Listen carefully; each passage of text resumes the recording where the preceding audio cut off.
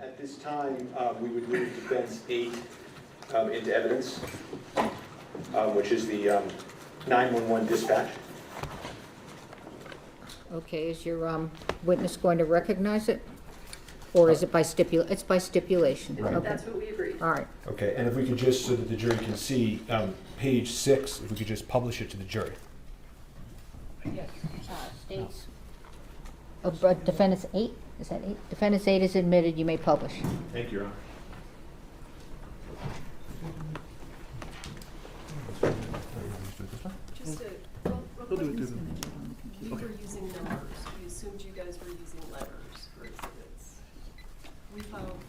Oh, 8. It's Eight. Okay, Okay. understood. Thank you. Yeah, defense 8. Are you doing numbers? Yes, we filed our exhibit list first as. Okay, so you do letters. So It's DX8. It's DX.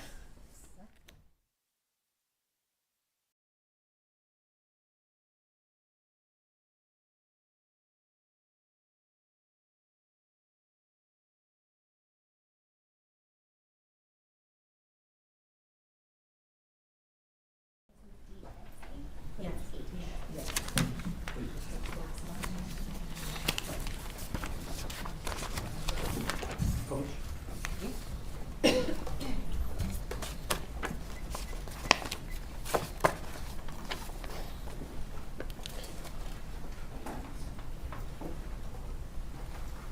Okay, and is this page, I can't see the page at the bottom, is this page 6?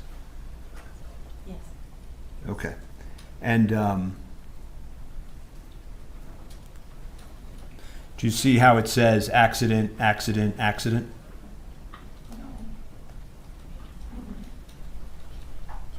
I can touch it? Oh, accident.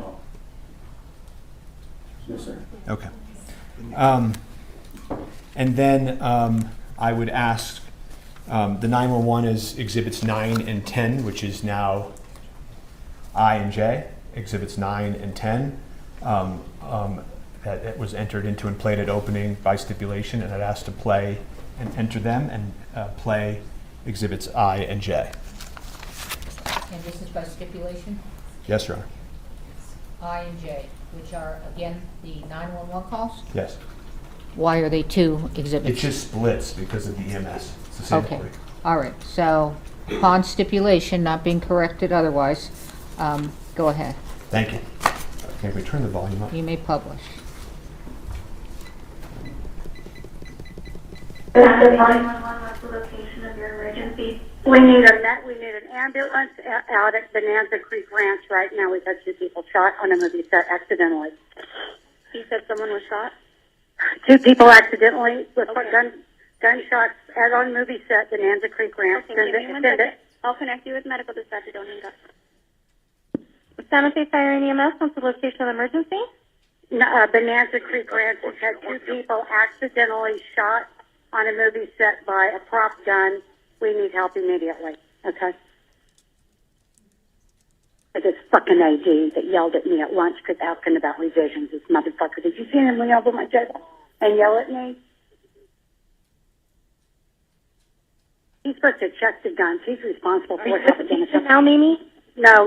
I'm a script supervisor. How many people were injured? 2 that I know of. I was sitting, we were rehearsing, and it went off, and I ran out.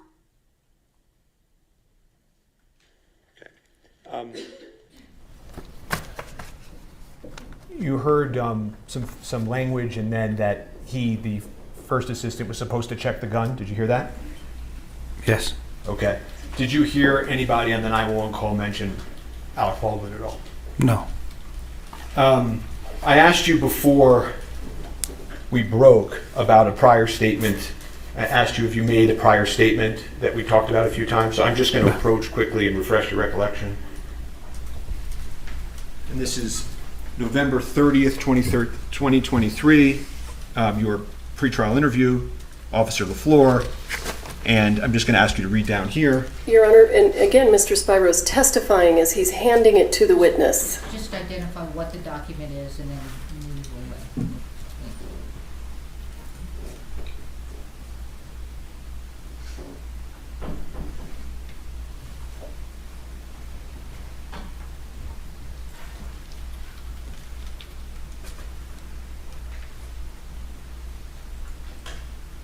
Does that refresh your recollection, sir? Yes.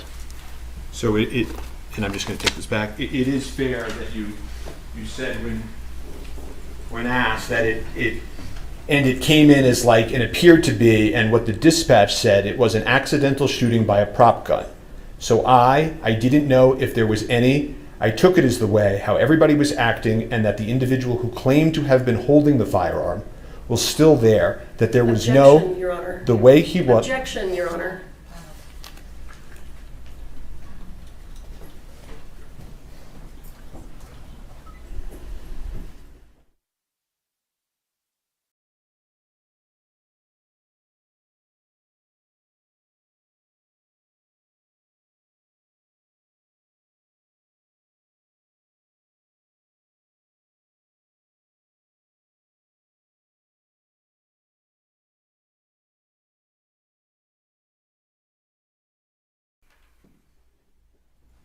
As I was walking back, my question was, did that refresh your recollection? Yes.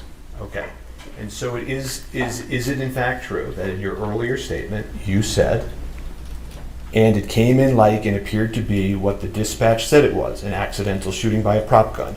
So I didn't know if there was any, I took it as the way how everybody was acting, and that the individual who claimed to have been holding the firearm was still there, that there was no, the way he was, his demeanor was that there wasn't any intention behind the act, as you could say, you know. Yes. You made that statement, correct? Yes. And I asked you also whether you remembered receiving any information as to the ammunition, whether they be prop or otherwise, that was at the scene. If you recalled Duran Curtin, one of the individuals in the church, giving you information. Do you remember that?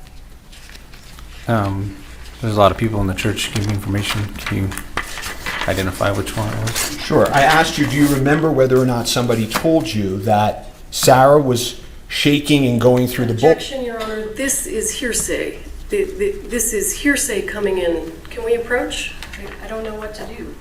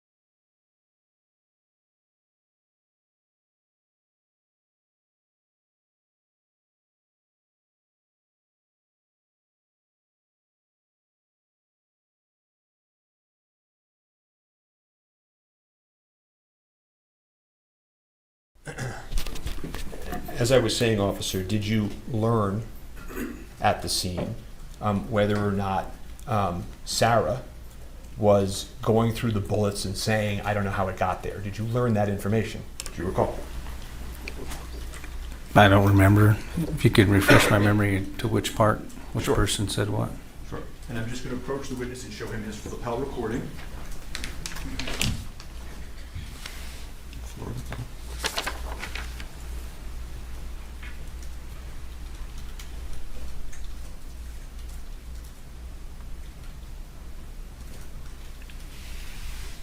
Okay. Does that refresh your recollection?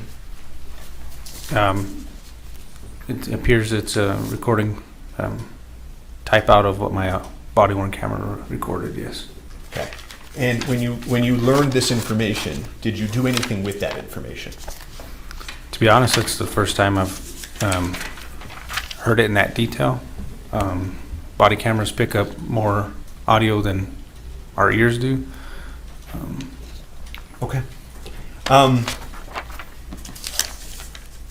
You also testified that the gentleman in the orange jacket came up to you and said, Alec pulled the trigger, or words to that effect. Remember that testimony? That's what he said, yes. Yeah, and you know that witness has stated absolutely he did not see him pull the trigger, correct? At that point, I didn't know if he said that or not. Okay. And then I just want to ask you about one other thing we talked about this morning. Was I asked you about your testimony on direct that Mr. Baldwin was effectively disobeying police orders. Do you remember that testimony on direct? Yes. And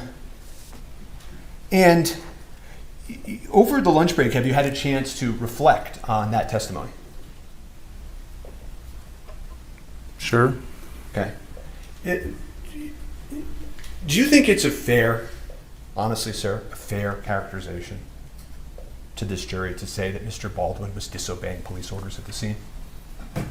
He was given an order, but I didn't repeatedly tell him not to. That was on my bad. And so don't you think that given what actually happened at the scene, that really, in all fairness to Mr. Baldwin, he wasn't really disobeying police orders, was he, sir? To an extent, yes. You were the first officer on scene, Yes. and you did your best, no question, right? Yes. And you're aware, right, because a lot of this testimony I'm not going to get into, you're aware as you sit here that the issue of Ms. Hutchins passing is not a contested issue by the defense. You know that? Yes. And you did sort of corral the witnesses, I think you said, right? Yes. And then after you did that, you turned them over, in essence, to the lead detective, Detective Cano. Yes. Okay. And he interviewed those witnesses, right? Yes. Okay. And do you know if he's testifying for the state in this case? Objection. I don't know. relevance, Your Honor. You want to move on or withdraw? Sure. Ignore the question and the non-answer or if we got one. Do you know how the live bullet got on set? I do not. Do you know why the armorer loaded the live bullet into the pop gun?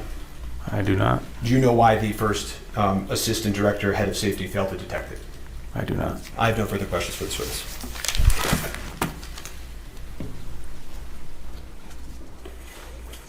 Cross-exam.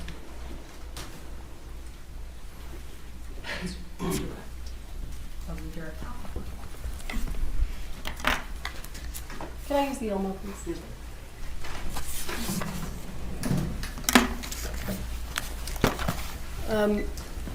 You know what, let me do this. Where is the defense exhibit DX? That's H, you mean. This is H, yes. Okay. I just have to relabel them. Okay. They should be labeled, I'm not doing And there are 3 copies?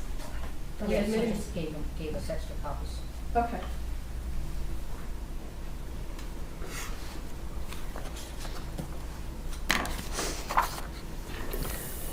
Officer LaFleur, let's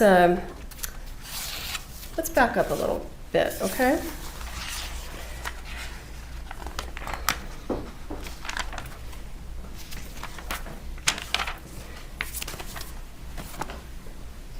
Did I speak with you this morning about the testimony you were going to give? No, ma'am. Did Ms. Johnson speak to you this morning about the testimony you were going to give? No, ma'am. When was the last time someone from the prosecution spoke to you about the testimony you were going to give today? I don't believe we've talked about the testimony I was going to give, but just about the pre-trial interview. So you mentioned a pretrial interview. So let me ask you, do you recall when your pretrial interview was? Would it refresh your memory if I showed you a copy of the transcript? Yes. May I?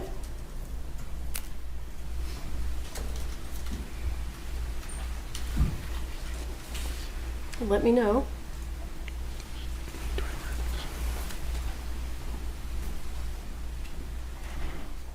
Officer, when was your pretrial interview? In May. And Do you recall who was there? Somebody from the defense and Uh, somebody from the state. Someone from the defense. Yeah, Oh. it was a female. Okay, so just to be clear, at your pretrial interview, it wasn't the state just speaking to you. The defense attorneys were there also, right? Yes. And they got to ask you almost all the questions, isn't that right? Yes, if I could recall, the state didn't have anything to ask. So the prosecutors didn't ask you a single question. Not that I can remember, no.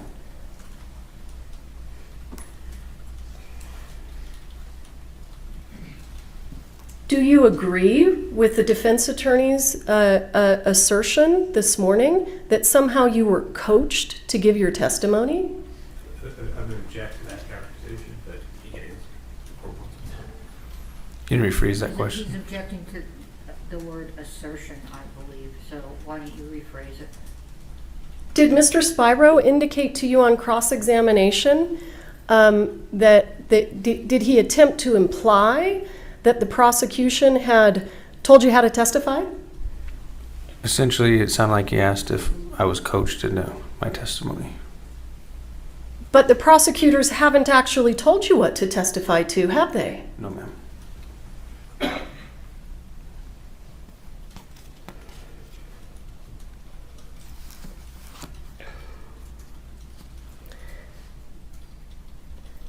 You were asked several questions on cross-examination about the statement that you made that it didn't seem like Mr. Baldwin intended to commit the act. Do you recall those questions? Yes. Do you know what the crime that Mr. Baldwin is charged with? I believe involuntary manslaughter. Is involuntary manslaughter an intentional homicide? No, ma'am. Not to my recollection of the New Mexico State statute.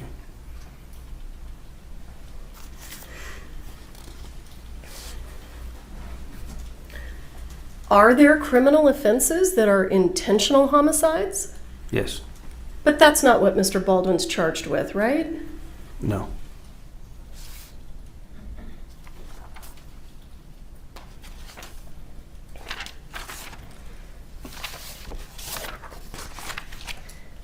Officer LaFleur, when you are speaking to a witness, when you were in fact speaking to witnesses at the scene, you collected their driver's licenses, didn't you? Yes. And what do you do when you collect the driver's license? Do you run it through a system? I put it in our computer system, run it by driver's license in the state. It's easier than name and date of birth. Is Defendant's Exhibit H, does that contain information about their driver's licenses?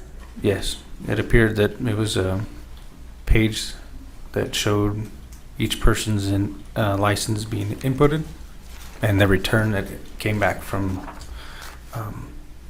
RACC or NCIC. So I'm going to go ahead and show you what is page 3 of that. What do we call it? Is it a CAD report? Yes. So let me back up for a moment. What does CAD stand for? Do you remember? I don't know the exact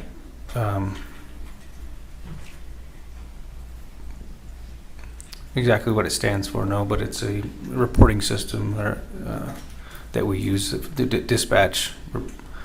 dispatches us through. And So this is this a dispatch log? yes.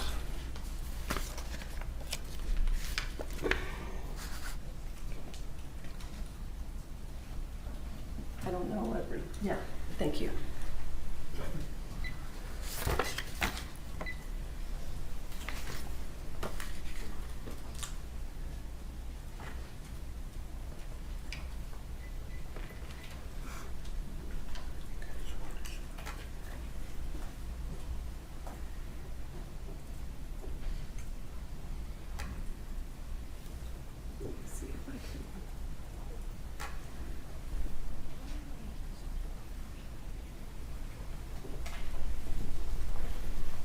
Sorry, I know that's getting smaller and smaller, but I'm not sure what to do. Do you want to help me out? Do you see, no, it's not quite there yet. At the top of the page, do you see number 16? And there's a 16 and then there's a parentheses. Yes. What does it say?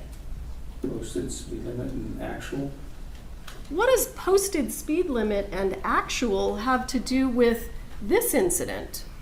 I'm not too sure. It looks like the individual who ran it, their name, I don't know who that is.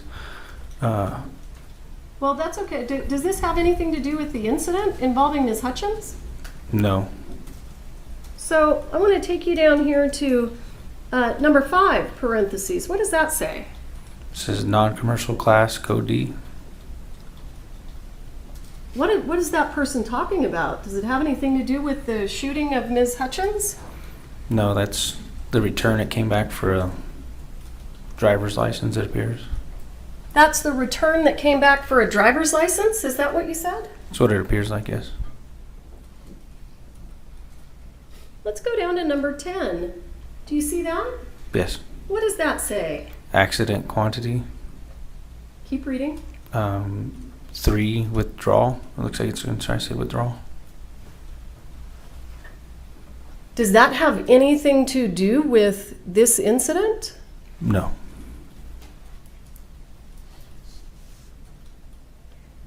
And look, I want you to look down here at number 21.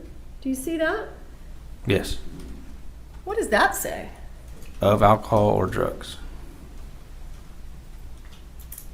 That you're aware of? Does that have anything to do with this incident? No. Let's jump down to number 26. 6. What does that say? Objection, relevance, cumulative.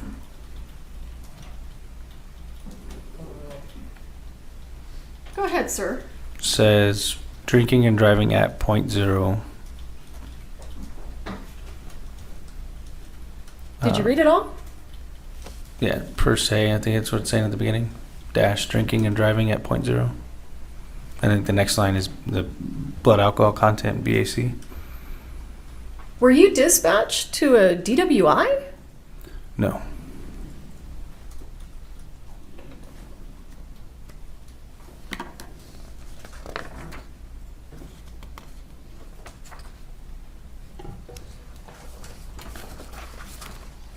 Let's have a look at page 5.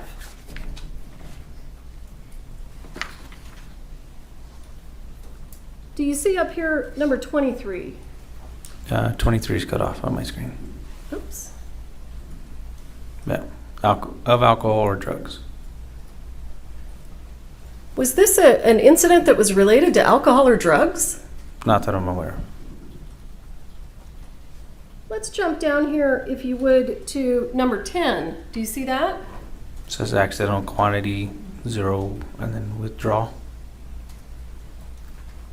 Does that have anything to do with this incident? No. Why are we seeing that language? It's what the NCIC return gives our CAD. As you can see, it's all within the same 1/10 of a second. So it's generated by the computer system itself. So I've now turned the page to page 6. Do you see 10 there where it says 10 parentheses? Accidental quantity 0 withdrawal. Is the word accident reflective of Ms. Hutchins being shot on accident? No.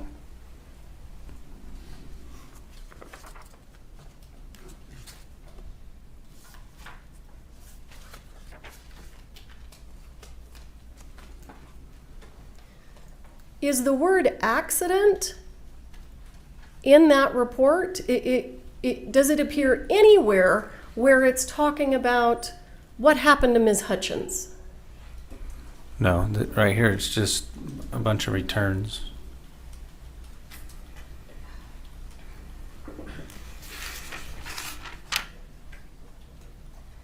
Thank you for your time, sir. I don't have anything further. All right, thank you. This witness is excused. Next witness.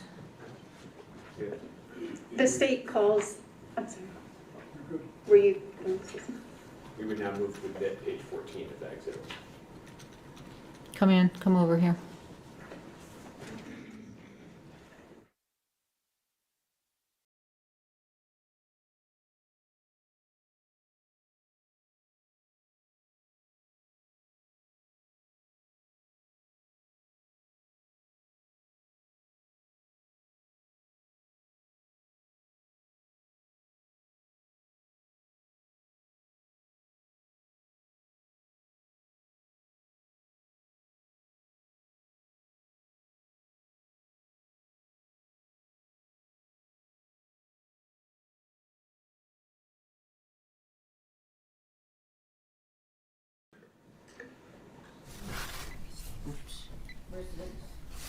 Your Honor, the state calls Timoteo Benavides.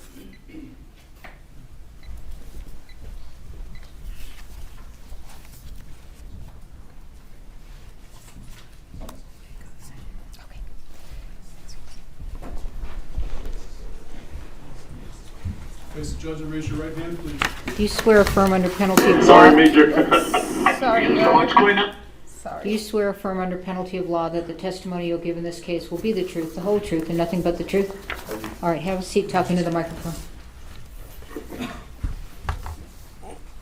May I proceed? Good afternoon, Mr. Benavides. Would you please introduce yourself to the members of the jury?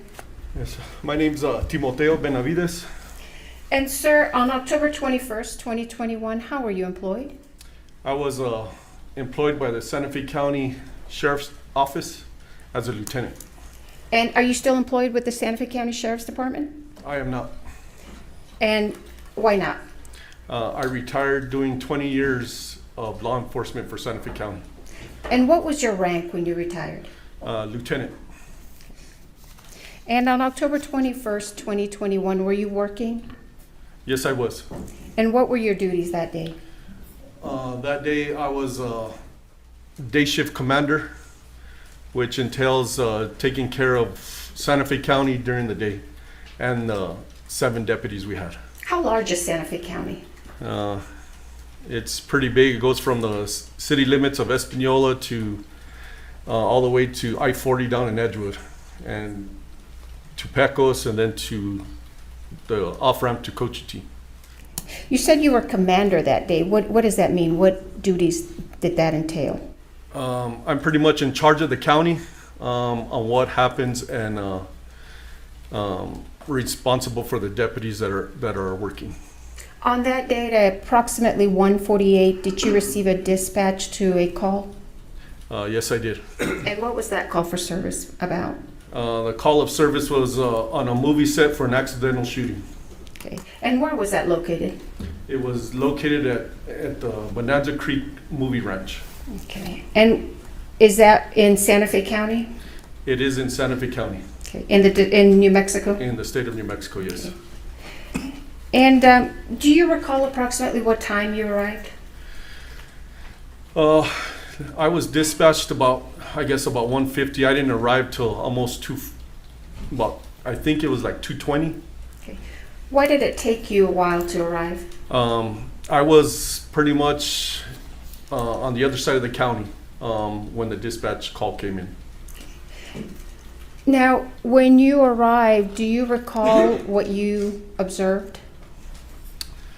When I arrived, there was a security guard at the gate, and he told us that he was gonna drive us into the movie set where the incident happened. Were other deputies already there when you arrived?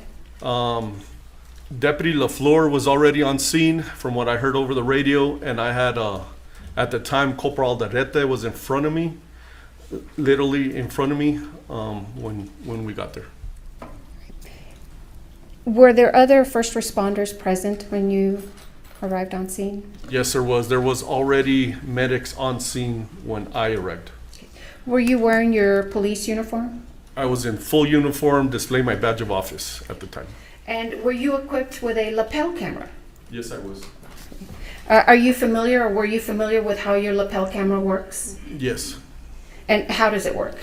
As soon as I activated my lights and sirens, my lapel goes off right away, and it starts recording from as soon as I activated my lights and sirens. And how long does your lapel camera record? It records until I stop it, or until it runs out of battery. And how does your video that's captured on your lapel camera uploaded? How's it preserved? Do you know? Yes, at the time it's uploaded, we, as deputies, we don't have no control how it's, we show up to the sheriff's office and it downloads automatically from our, I take off my lapel, I put it in a docking station in my unit, and everything downloads into the sheriff's office room servers. Okay. On October 21st, 2021, did your lapel camera capture what you observed when you arrived on scene at the Bonanza Creek Ranch? Yes, it did. And what did you do with your lapel camera after you left the scene? When I completed my duties on that scene, I put it in my docking station, which is also a charger, and I proceeded to the sheriff's office so it could download. Now, have you viewed your lapel camera video since October 21st, 2021? Yes, I have. And in fact, did you view a portion of it this morning before you testified? Yes, I did. And did I show you State's Exhibit number 5 earlier this morning? Yes, you did. And what was that? It was pretty much the beginning from when I activated my lights and sirens to the end. What was it, the entire thing to the end, or was it part of it? It was part of it. It was not the entire thing, because I did stop it several times to talk to commanders and deputies, and then I reactivated it. And how long is your entire lapel camera video? I arrived on scene about 2:20, and I didn't leave till almost 8:30 that night. So State's Exhibit 1 is just a portion of your lapel camera? That is correct. Excuse me, video? Yes. Okay. After you viewed it, did you notice if it's been modified or changed in any way? It has not. Okay. Your Honor, I would move into evidence State's Exhibit number 5. No objection, Your Honor. Stage 5 is admitted and made public. Thank you.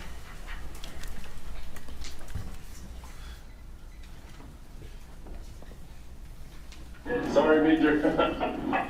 What's going on? They said that they... Let me pause it there. Is that your lapel camera video, Mr. Benavides? Yes, it is. Okay. I'm going to forward it. How long does it take you to drive? How long are we going to watch you driving? It's about 20 minutes. Okay. So I'm going to fast forward a little bit here to about 17 minutes, or excuse me, 15 minutes.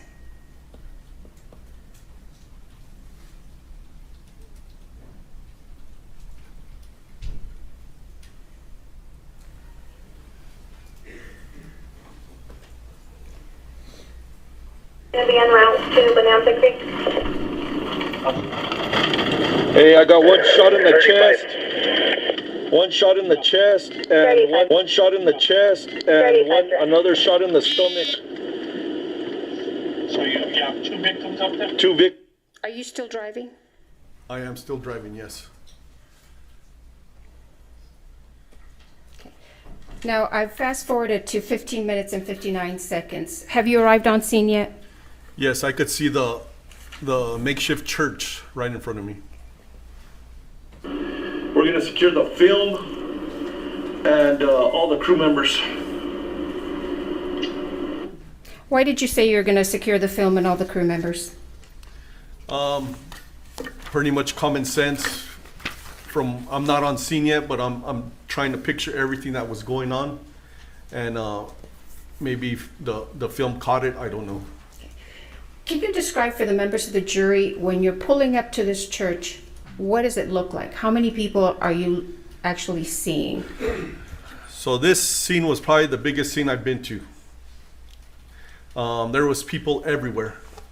I had medics running in and out. From what I saw from the back of the church, there was medics going to their vehicles, grabbing items, and there was just people everywhere. As in people, I mean, I couldn't distinguish who it was. It was actors, it was film personnel, bystander. I didn't know, but there was a lot of people there. Do you know if those people were people who worked on the set? Yes, you could distinguish them. They had a lot of sunblock on, a lot of hats, big hats for the sun. So that's pretty much how I noticed that. Okay. Cool. Thanks. I have like 200 people out here, so. Alrighty, I'll see if, Yes, I already called for them. All right.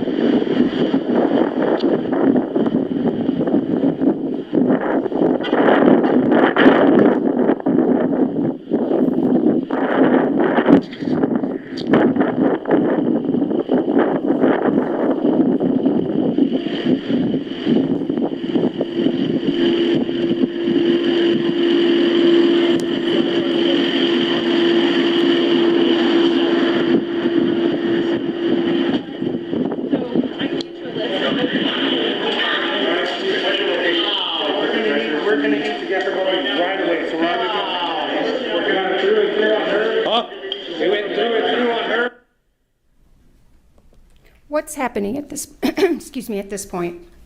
So as soon as I walked into the makeshift church, Deputy LaFleur started to let me know what was happening and what was going on with the victims. How would you describe this scene as soon as you walked into the church? The medics were doing a wonderful job. They had separated each other and they were working on the victims. How many victims did you have? I saw 2 on the ground. Okay.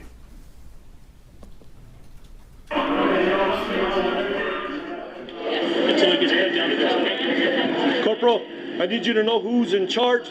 Everybody stops what they're doing right now. This is a crime scene. Yes. Why did you say this was a crime scene? Because we had 2 victims, Helena and Joel, fighting for their life on the ground. And it wasn't natural. This is a movie set. And it was now a crime scene. We had to figure out what happened. So what directives are you giving the other deputies? So I'm letting them know I let Corporal Aldarete know to have whoever's in charge, have everybody stop what they're doing because there was no more filming. If they were, I did not know. And so we could try to control what we could. Everybody stops what they're doing, and I need the film secured by whoever's in charge of the.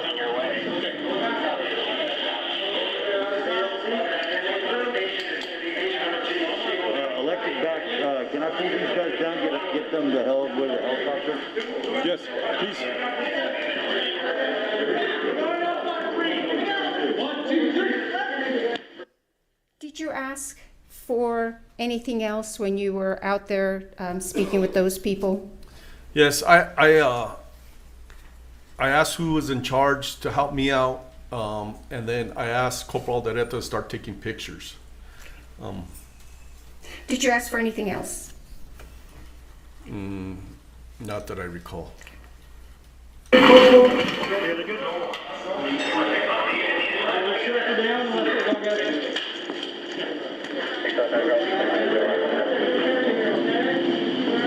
Hey, I need pictures right away.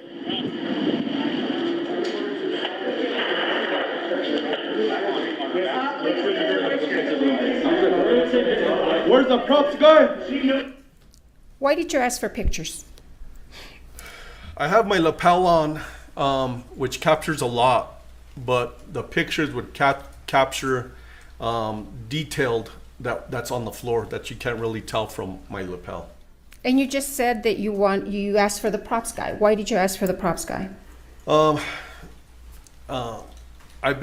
work security for in the sheriff's office at movie sets. The props guy is the guy that does the little stuff with sound effects or whatever. But I asked for the props guy because I needed to find out where the gun was.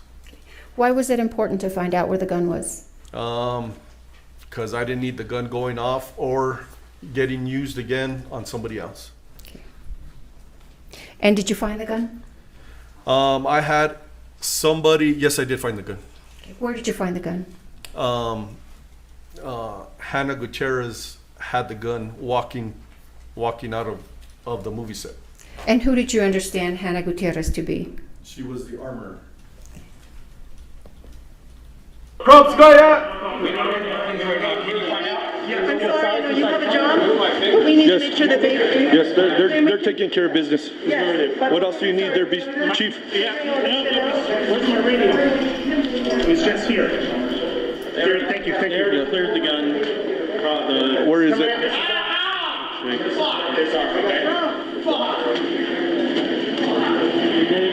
got the cleared gun? I'm already going. It's on record.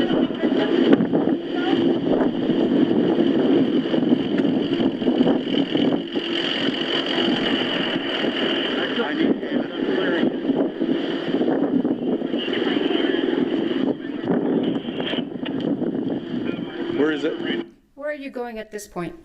I'm being directed by a gentleman, I assume who is a person in charge, to look for the gun. And did you find it? I did not find it there. There's one there and there's one there. That's none of them? That's not. Okay. I need to know where it is.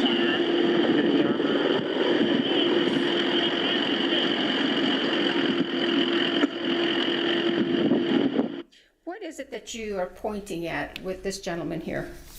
There was guns laid in the open on the cart, on this gray cart. I'm going to show you what's been marked as State's Exhibits number 7 and number 8. May I approach, Your Honor?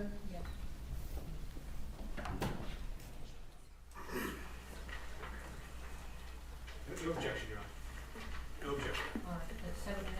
Yes, Your Honor. I would move into evidence 7 and 8, but I'll publish it in a second. I'm going to finish the video. Okay. Thank you, Your Honor.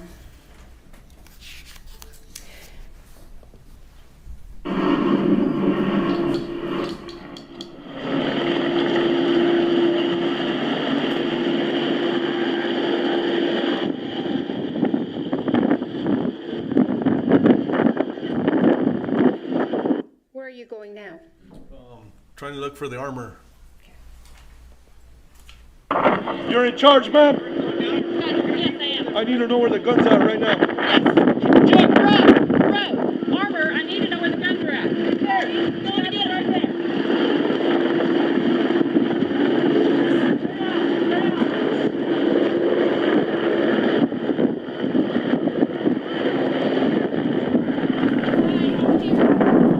How do I know this is a gun? That's the gun. Okay. Come with me. Who is that? That is Hannah Gutierrez. And who is she? She's the armor on set. And did you obtain anything from her? Yes, I did. I obtained a revolver she was carrying.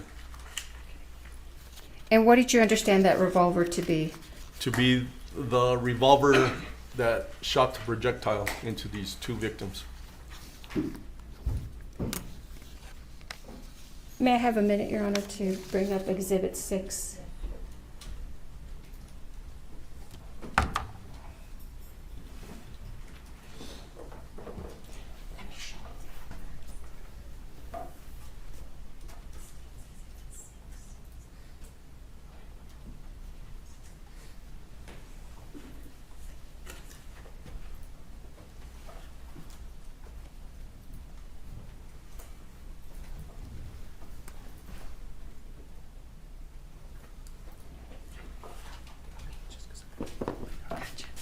All right. State's Exhibit 6 is going to be handed to you, Mr. Benavides.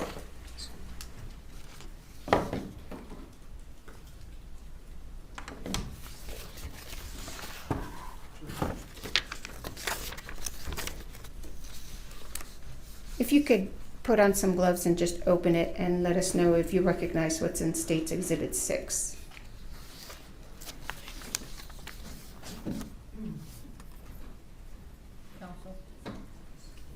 Yes, sir. I have a question from one of the witnesses that cannot see the time.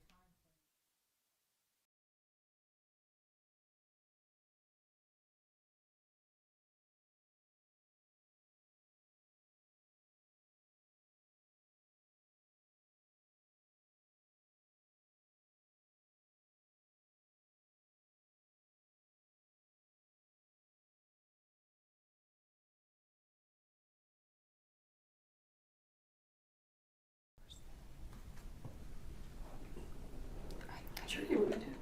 Hey, Brian, can you come here for a second,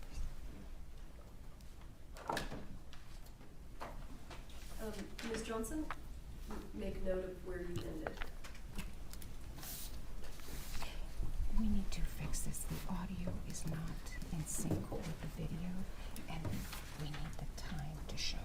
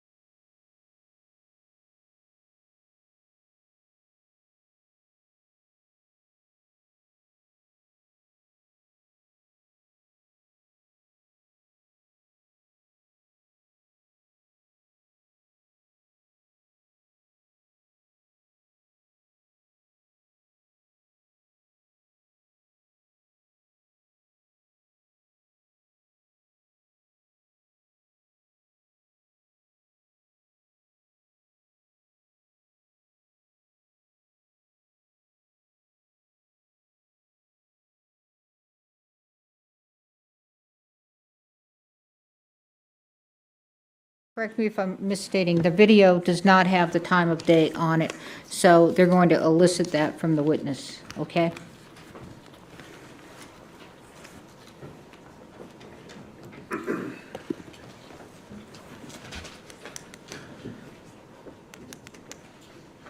All right, let's go back, Mr. Benavides, if we could. Do you recall approximately what time it was when you actually arrived on scene? It was 2:20, 2:30.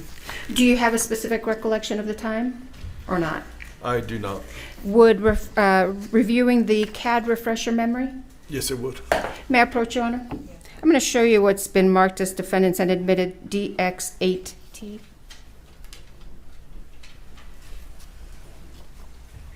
For the record, I think it's now H.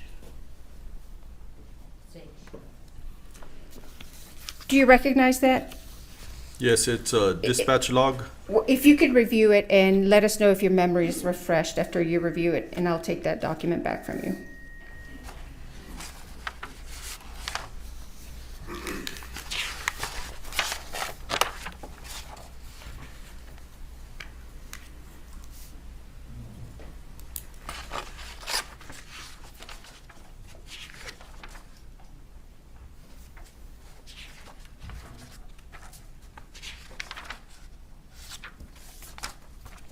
Yes.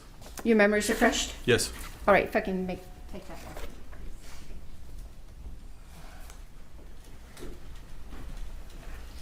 What time did you arrive on scene? 2:20. All right, and would your lapel camera video be at 2:20, start like at 2:20 when you arrive on scene? It started when I first activated my lights and sirens, so when I was dispatched at 1:49. Right, but when you arrive on scene, would it be 2:20 in the afternoon? Yes, it would be. Okay, so even though we can't see the actual time on your lapel cam, is this your lapel cam? Yes, it is. And would this accurately reflect what you are seeing around 2:20 or so in the afternoon? Yes, it is. Okay.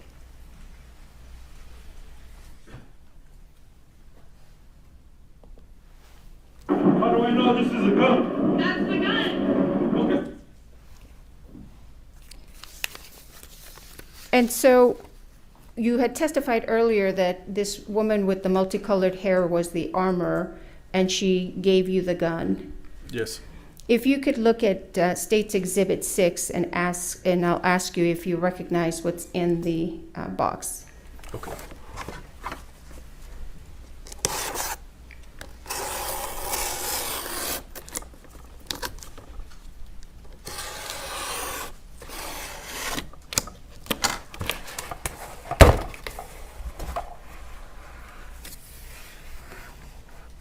Do you recognize State's Exhibit 6? Yes, I do. What is it? It is the gun that Hannah Gutierrez, the armorer, handed to me. Now, what did you do with this gun once she handed it to you? I took custody of it from her, and I walked it over to the passenger side of my unit, my marked sheriff's unit. What did you do with it once you walked over to the I- marked sheriff's unit? I put it in the front seat, and I locked it. I'm going to show you what's been marked as State's Exhibit 13.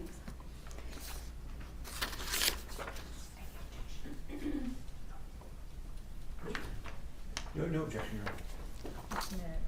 I'm losing track a little, so you just entered. I haven't tendered 6 because we have other witnesses through whom we're going to Okay, so 7, and I thought you had 7 and 8 that you were 7 gonna. and 8, yes, Your Honor. Haven't published yet. Okay, but, okay, those were admitted, now you're doing 13. 13. Okay.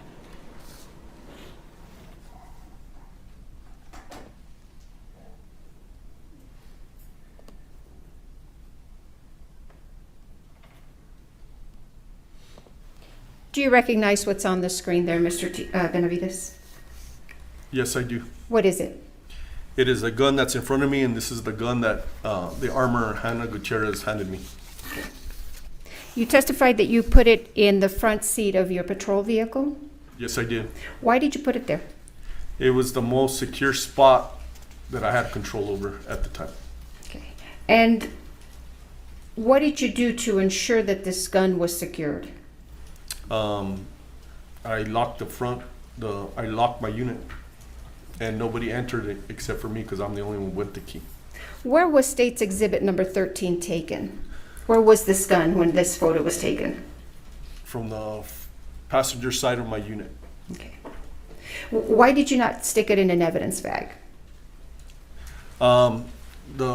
It was so fluid, and the scene was so active. I put it there. It was secure there. That's where it stayed. Okay. Did you do anything with this gun? Open the cylinder, or anything at all once you received it from Ms. Gutierrez? Yes, as soon as I got to my unit, I opened up the cylinder and I made it safe for myself and whoever else was going to handle it. And when you say you made it safe, what do you mean by that? I opened up the cylinder on this wheel gun and I ran the wheel to make sure there was no No rounds in it. And were there any rounds in it? There was no rounds in it. Did you do anything else to the gun? I did not. Okay. To your knowledge, did anybody else have access to this gun once you put it in your patrol vehicle? No. So what is the next thing you did after you secured the gun in your patrol car? What I remember is I was talking to the armor, Hannah. I put her in back of my unit and I told her she wasn't under arrest. I kept the door open because the detectives needed to speak to her. Okay. Now, did anybody have access to the front part of your patrol car? They did not. Okay. While this gun was in your possession, did you do anything, or to your knowledge, did anybody else touch it or do anything to it? No. Does Exhibit 13 accurately reflect the condition of the gun when it was handed to you? Yes, it is. Okay. Did you secure any other items of evidence? I did. I secured 2 boxes of ammunition. And where did you find those? They were on a gray cart, which Hannah directed me to, that they were on a gray cart that were used for this gun. All right, let's go to State's Exhibit 7, which has already been admitted. All right, you may publish. Thank you, Your Honor. Do you recognize that? Yes, it is the gray cart that Hannah directed that the ammunition was on. And where was that cart when you were directed to it? My first lapel video where that gentleman directed me, walked me over, and he said none of these guns were used. This was the cart that he was talking about. Okay. And where was this photo taken? Where was the cart when this photo was taken? It looks like it was taken in front of my unit, in front of my in-car camera. Okay. So was that cart moved from where you initially saw it to in front of your car? Yes, it was. Why? Hannah had she directed that the ammunition was there, so there was a gentleman that offers his services because I was dealing with Hannah, and I watched him bring the cart from where it was to me. Does State's Exhibit 7 accurately represent the cart in the condition that you saw it when you first were directed to it? Yes, it is. And why did you move it to the front of your patrol car? It was evidence. Hannah said that ammunition was on it used in the church. Is there another reason why you moved it to the front of your patrol car? To keep an eye on it, to make sure nothing was taken, nothing was put in. Was anything capturing what would happen if anybody got close to this cart? To where it is right now, they would have captured from my in-car camera. So do you have a dash camera? Yes, a dash camera, yes. So was the dash camera running and filming this cart as it's sitting there in front of your patrol car? Yes, it was. To your knowledge, did anybody come over to this cart and remove any items? No, not when it was sitting there, no. Okay. Why not collect the items instead of moving, or why not collect the items before you moved it? I'm in a patrol car. I'm not in a van or anything that would fit the whole cart in a hole to secure it. I'm going to show you State's Exhibit 8, which has already been admitted. May I publish, Your Honor? Yes. Is that a close-up of the cart? Yes, it is. What are we looking at? What was on the cart? What did you observe? Loose ammunition, gun belts, a gun, various other items. I'm going to show you what's been marked as State's Exhibit 9. Counsel, do you want to see it?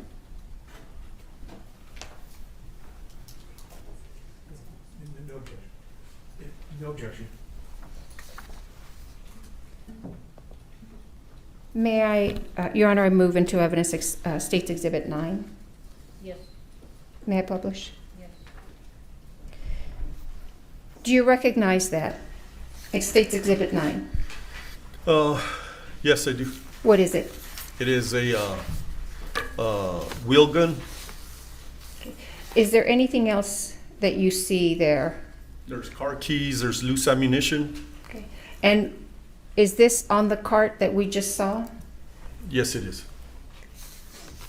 And again, what did you do to preserve this evidence? Like I said, I kept it in front of my unit for my dash cam to capture if it got tampered with. Now, was there a perimeter established on this scene? Yes, we did. We did a perimeter of yellow crime scene tape, and we tried to preserve everything that was in the church and everything that was out, as in film. Is that what we saw, the yellow tape around the cart? Yes, it is. Okay. And to your knowledge, were people allowed into the area that was enclosed or encased by that yellow tape? People were not, unless you were a deputy. And who came and collected this evidence? Do you know? I believe our crime scene tech, Marissa Popple. You testified that you observed some rounds. I'm going to show you what's been marked as States Exhibit 10. No objection, Your Honor. May I publish on? Yes. I move into evidence States Exhibit 10. Yes, you may publish. Do you recognize those 2 rounds that we see there? Yes, How do you recognize them? they were on the cart. Did you touch them in any way or remove them from the cart? I did not. Now, you told us you also seized some boxes of ammunition. Yes, I did. And where did you take those from? I took those physically from the cart. I'm going to show you what's been marked as States Exhibits 11 and 12. No objection. Your Honor, the state would move into evidence States Exhibits 11 and 12. Admitted, you may publish. Thank you. What are we seeing here on States Exhibit 11? That is the front driver's seat of my marked sheriff's unit, and there are 2 white boxes on my seat. And where did you get those boxes from? I physically took them from the cart, from the gray cart. Why did you take those from the gray cart? Those were the 2 boxes that Hannah Gutierrez, the armorer, told me that were used. Did you see what was inside those boxes? I assume there were bullets. Why remove just those boxes and not the other stuff on the cart? The armorer, Hannah, she pointed those out, and those were the ammunition used for the gun.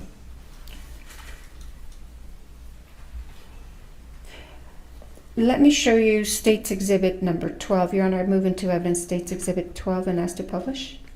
Yes. What is States Exhibit 12, Mr. Benavides? They are a close-up of the 2 white boxes. And what kind of rounds are those? Those rounds say 45 long Colt dummies. Did you then turn these over to someone else, these boxes of ammunition? Yes. And who did you turn them over to? The crime scene tech, Marissa Popple. Let's go back to your lapel cam. You had testified earlier that you had placed Ms. Gutierrez in your vehicle. What happened to Ms. Gutierrez after we're seeing her here at 20 minutes and 8 seconds? From this point, I took custody of the gun, and we walked over to my marked sheriff unit.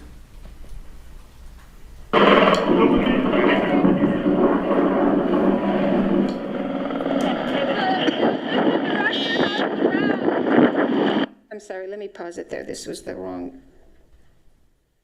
copy.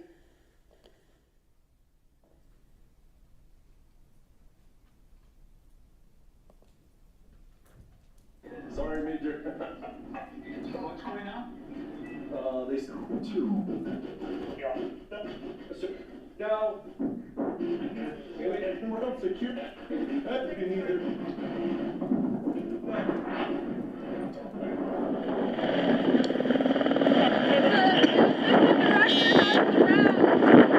Where are they at? I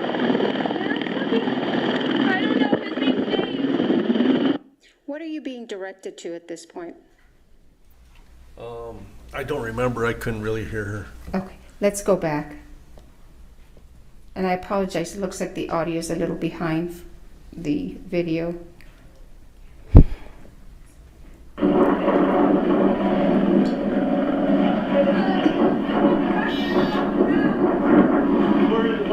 are they at? What were you referring to when you said, where are they at? She was telling me about the rounds. And where are you headed at this point at 20 minutes and 16 seconds? That is my unit that I'm looking at right in front of me. Do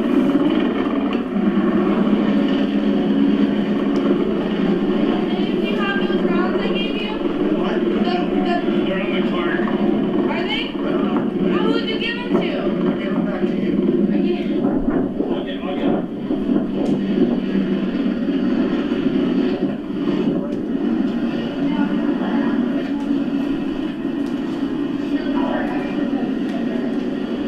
Yeah, that's not it. That's fine. It's not going to be the first entrance. It's going to be the second one. I'm going to have the creature.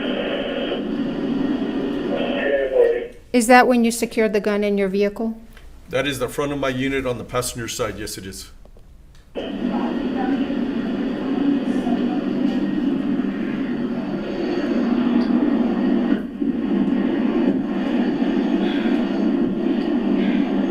my God, fuck. I'm so. Are they okay? Hey, Santa Fe, we need more units out here. And have been decided. Oh my God.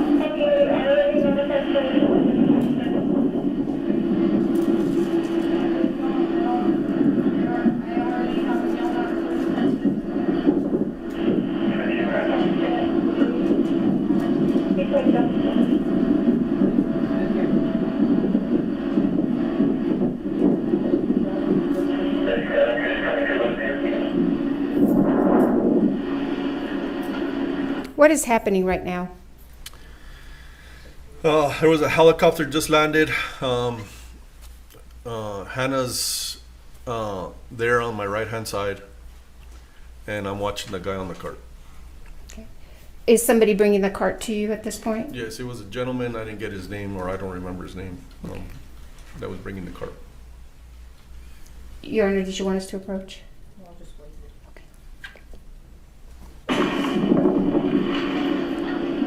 Are these the rounds here? So, okay, Yeah, rounds here. okay, now, so, this is the one I'm pretty sure, this is that's the one, and okay, sorry, You're okay. sorry. Just relax. Just relax. So scared, I'm Yeah, you're all right. Just relax. So here's the box that I got them out of. Okay, leave them right there. Leave them right there, okay? Relax. I just need. What's happening right here?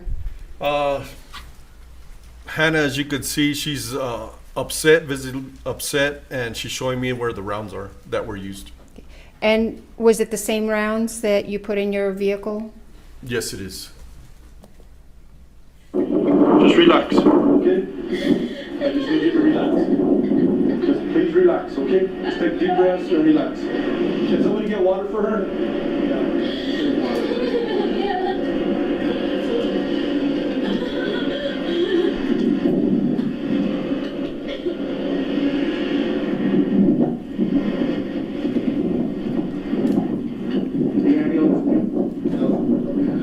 The helicopter's here for her. Yeah, the helicopter's here for her. Is she fucking, where the fuck are these entry wounds? Is she okay? What other involvement did you have in this investigation, Mr. Benavides? That's all the involvement was, just trying to control the scene and taking care of Hannah and taking care of the evidence. How long were you out there at the Bonanza Creek Ranch? I didn't leave until about 8:30 that night, so about 6 hours. May I have a moment, Your Honor? Yes, why don't you take a look at this too?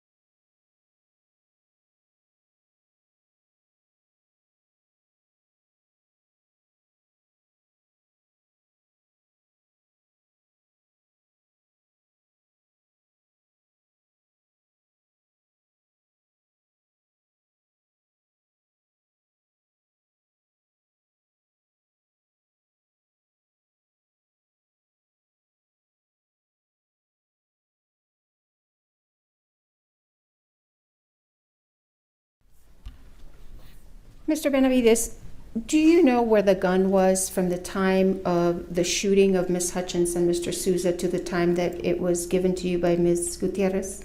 I do not. And do you know who handled that gun from the time of after the shooting to the time that it was given to you? I do not, other than Hannah handing it to me. May I have a moment, Your Honor?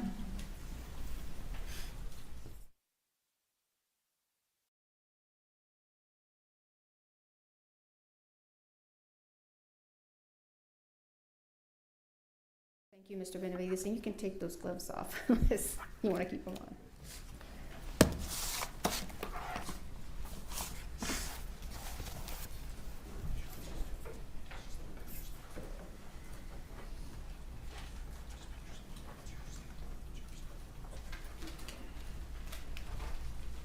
May I, Your Honor? Yes. Good afternoon, sir. Good afternoon. You know, when you get to this scene, you can hear yourself yelling in the lapel, "Where's the prop person?" Right? Correct.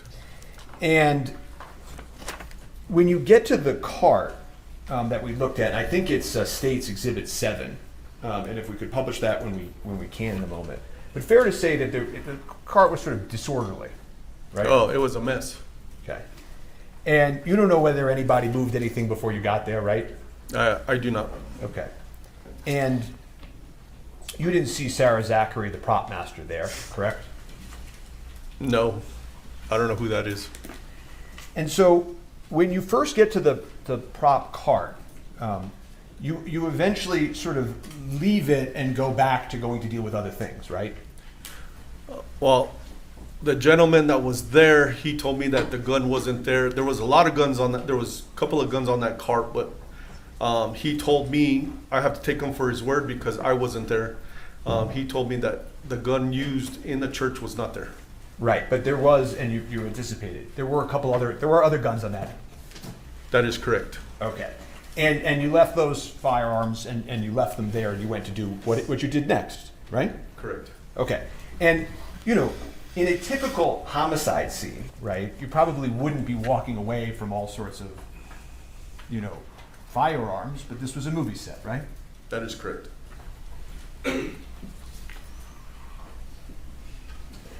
And an empty prop gun without live ammunition isn't going to hurt anybody, fair? I do not know, but Objection mischaracterizes the evidence. I mean, other than if you drop the empty gun on your toe or something, an empty gun, a completely empty gun, isn't going to hurt anybody, true? a complete, yeah, of course.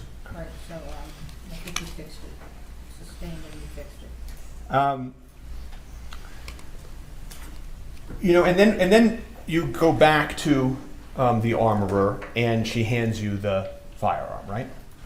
Yes, they direct me to the armor because I didn't know who the armor was, and they directed me to her, and I asked her, "Is this the gun?" And she said yes. And I can see you're wearing gloves as you're taking out the exhibit today.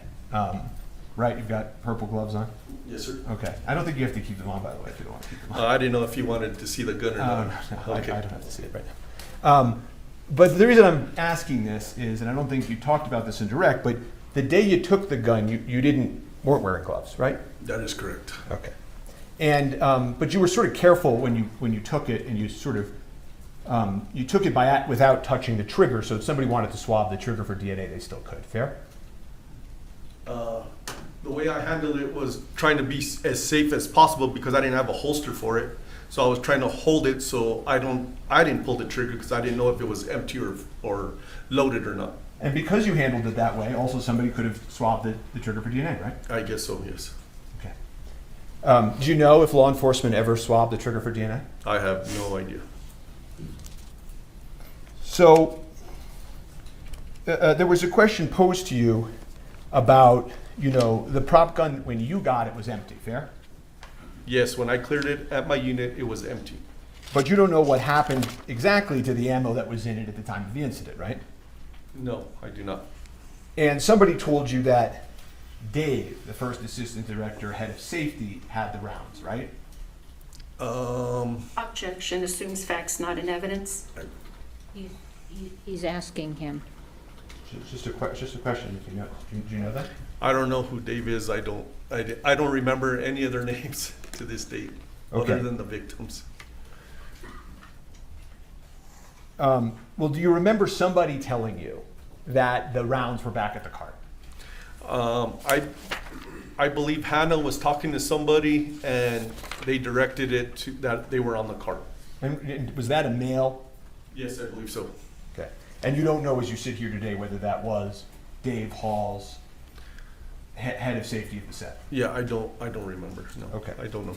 I'm going to refresh you in a moment on that, but while I'm doing that, I'm just going to move on for a second, which is the next time you see the cart, right? It's being brought to you in a different location, right? The cart gets moved. Yes, yeah? from the first time I saw it, where that gentleman directed me to it, and he said that the gun used wasn't there until the gentleman brought it to me. Yes. And you've said that ideally that's not how it would have gone down, right? Not at all. But I was trying to improvise as much as I could. Okay.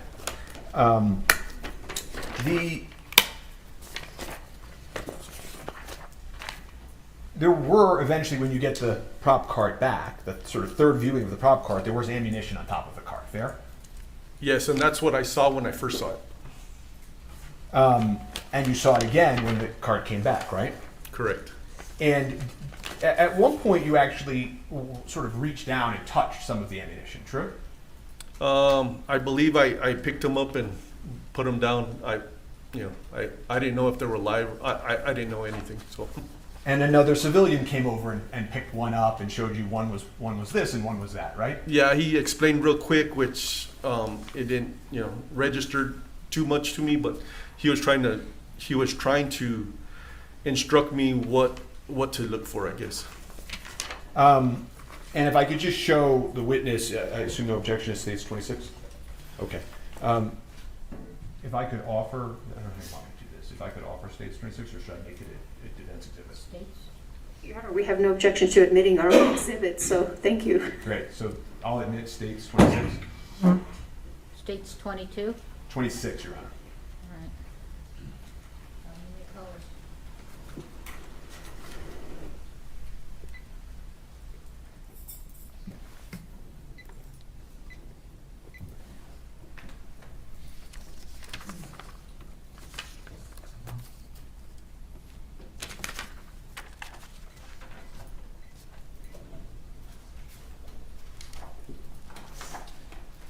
Do you see that on your screen, sir? Yes, I do. And if you look sort of in the middle section, the 2 and 2, the 2 and the 2. Oh, yes. Okay. Can you tell which ones are dummies and lives by looking at them? I do not. We can take that down. Where was the backup? You know, you're talking about a lot in direct about how, you know, this happens and that happens, and I'm just sort of curious, where was backup? Backup is in. That's in more, you know, reinforcements, sir, so that you didn't have to try to manage all of this. So that day I had 7 deputies, including myself, on duty here in Santa Fe County. I had Deputy LaFleur was a swing shift deputy, so he was coming into work. I believe he lives somewhere in Albuquerque, and he was coming into work when the call came in. And it was myself and the corporal who were available at the time. So there was only 3 of us, and the rest were northern part of the county and the eastern part of the county and the southern part of the county. And you called backups for the state police, right? I did. And they, that request for backup was denied by supervisors, correct? As if I remember correctly, yes. Or they didn't have. I don't remember if they said they didn't have enough, or they didn't have availability, or the supervisor just said no. Didn't the supervisor say that they believed this would likely be unfounded and it was probably an accident? Objection, Your Honor. Hearsay and assumes facts not in evidence. It's a proper question, obviously, because I'm asking why the backup didn't come and if he knows that. Okay.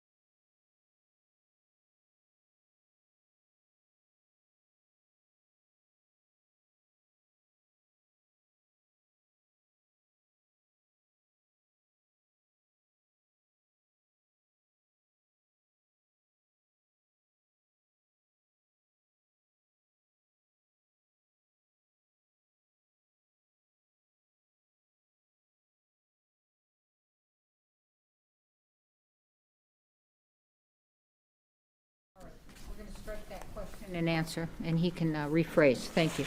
Sure. Thank you. When I say strike, that means disregard the question and the answer. Thank you. You called for the state police and they didn't come, right? Yes.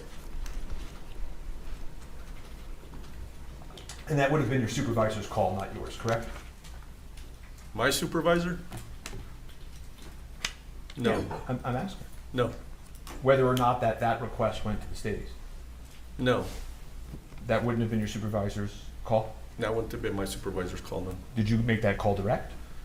I asked dispatch to talk to state police to see if they could send people to help me with the scene. Okay. The perimeter that you talked about did not include the prop truck, correct? Yeah, I didn't know what any of that was. I was just trying to take care of what happened in the church. Right. So, but just so that it's clear for the members of the jury, you later learned that cart that we're looking at rolls up and goes into a prop truck that housed the rest of the firearms and ammunition. Objection, right? speculation. If he knows. Yes. I did not know that. I did not. No, I know you did. I know you're saying you didn't know that then. I'm saying you did become aware later that there was a prop truck, right? Objection, hearsay, and speculation.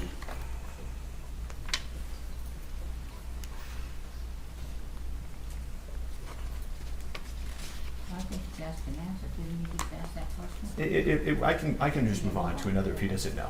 Okay. But fair to say, law enforcement wanted to find the origin of the bullet that struck Ms. Hutchins, right? My personal involvement was just taking care of the evidence, and I don't know what happened after that. Well, you collected those white boxes, right?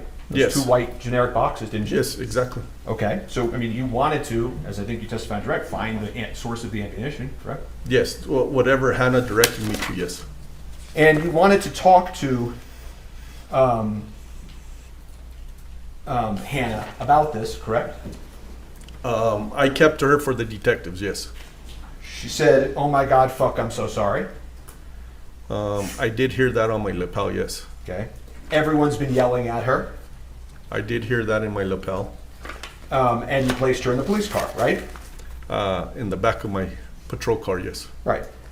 Nobody placed Mr. Baldwin in a police car, correct? Objection relevance. Correct. Correct. Now, you know, when you're at the scene talking to witnesses, which you can hear yourself doing on that lapel, you know, you're letting witnesses give you information. Fair? Yes. You're not, you know, trying to put words in their mouth, right? No. You're not cutting them off, right? I probably did some of them, but I try to listen to them, yes.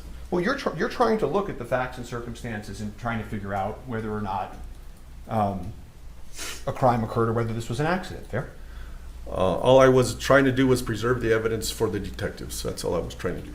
And you understood that the detectives were trying to rule out that it was a crime, correct? Objection speculation.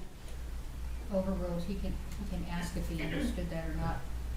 You understood from meeting with the detectives that they were trying to figure out and rule out if this was a crime. Well, that's our main function, is to see if there was a crime committed or not. So you agree with me, right? That's our main function as law enforcement, yes. Okay. You don't know how the live bullet got on the movie set?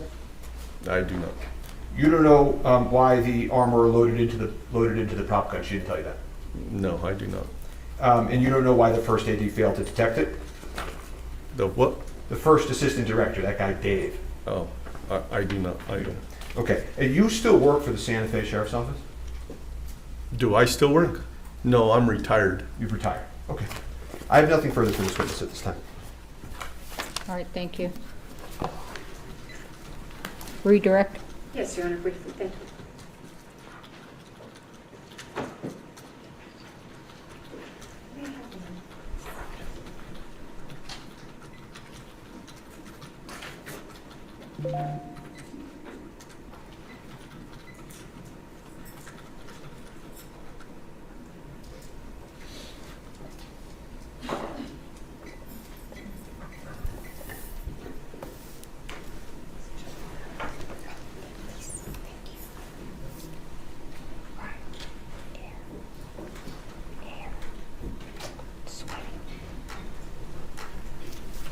Mr. Benavides, you were shown State's Exhibit 26 on cross-examination.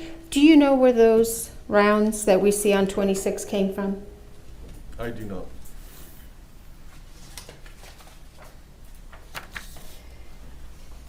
You testified on cross-examination that this cart was disorderly, I believe is what you said. It was a mess. Yeah, it was a mess.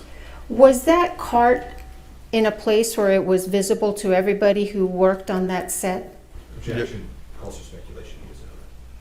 Well, if I'll rephrase, Your Honor, was it in a visible place? Objection. Vague. Unclear. Well, why don't you describe where you saw it? I believe it was next to a tent, and there was people all around it. Now, you were asked a question about leaving the cart, this prop cart, unattended. Did you leave it unattended where anybody would come and be able to remove and take things off it? When I took custody, when I saw the gentleman bringing it Yes, to sir. front of my unit, Yes, it sir. stayed right there, and nobody messed with it. No. Now, you were shown photos of the, let me show you State's Exhibit number 7, if I may.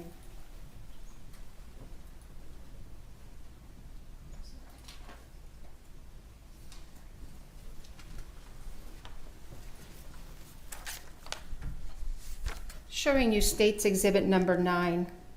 Did you have any reason to believe that was a fake gun? It was a movie set. I did not know if it was fake or real. How about State's Exhibit number 6 that you have in front of you? When you took that into custody, did you have any reason to believe that that was not a real gun? No.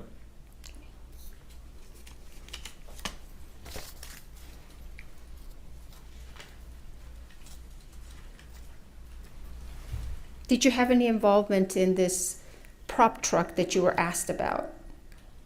No, at the time I didn't know anything about a prop truck. Why did you place Ms. Gutierrez in the back of your police car? She was the main person that was handling the firearm. And common sense told me that detectives wanted to speak to her. Were you asked about where to place Mr. Baldwin? No. I believe Deputy LaFleur asked me, but there was so many witnesses on his side. I just told him to keep him separated from everybody and everybody from each other as much as possible. Now, is the reason he was not placed in a police car because he wasn't a suspect? At the time, I don't remember if somebody told. At the time, I don't remember if somebody told me he was handling the gun. I don't remember. So no. So he wasn't placed in a police car just because there were other reasons? She has not asked the question yet. So, I'll rephrase, Your Honor.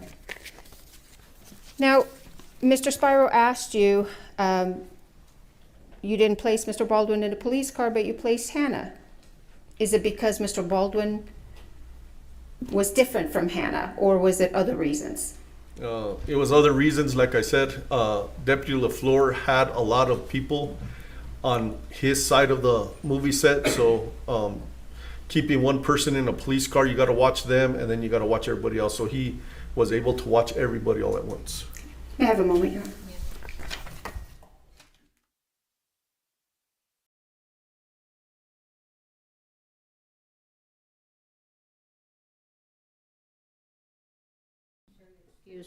all right, we're going to take our bathroom break.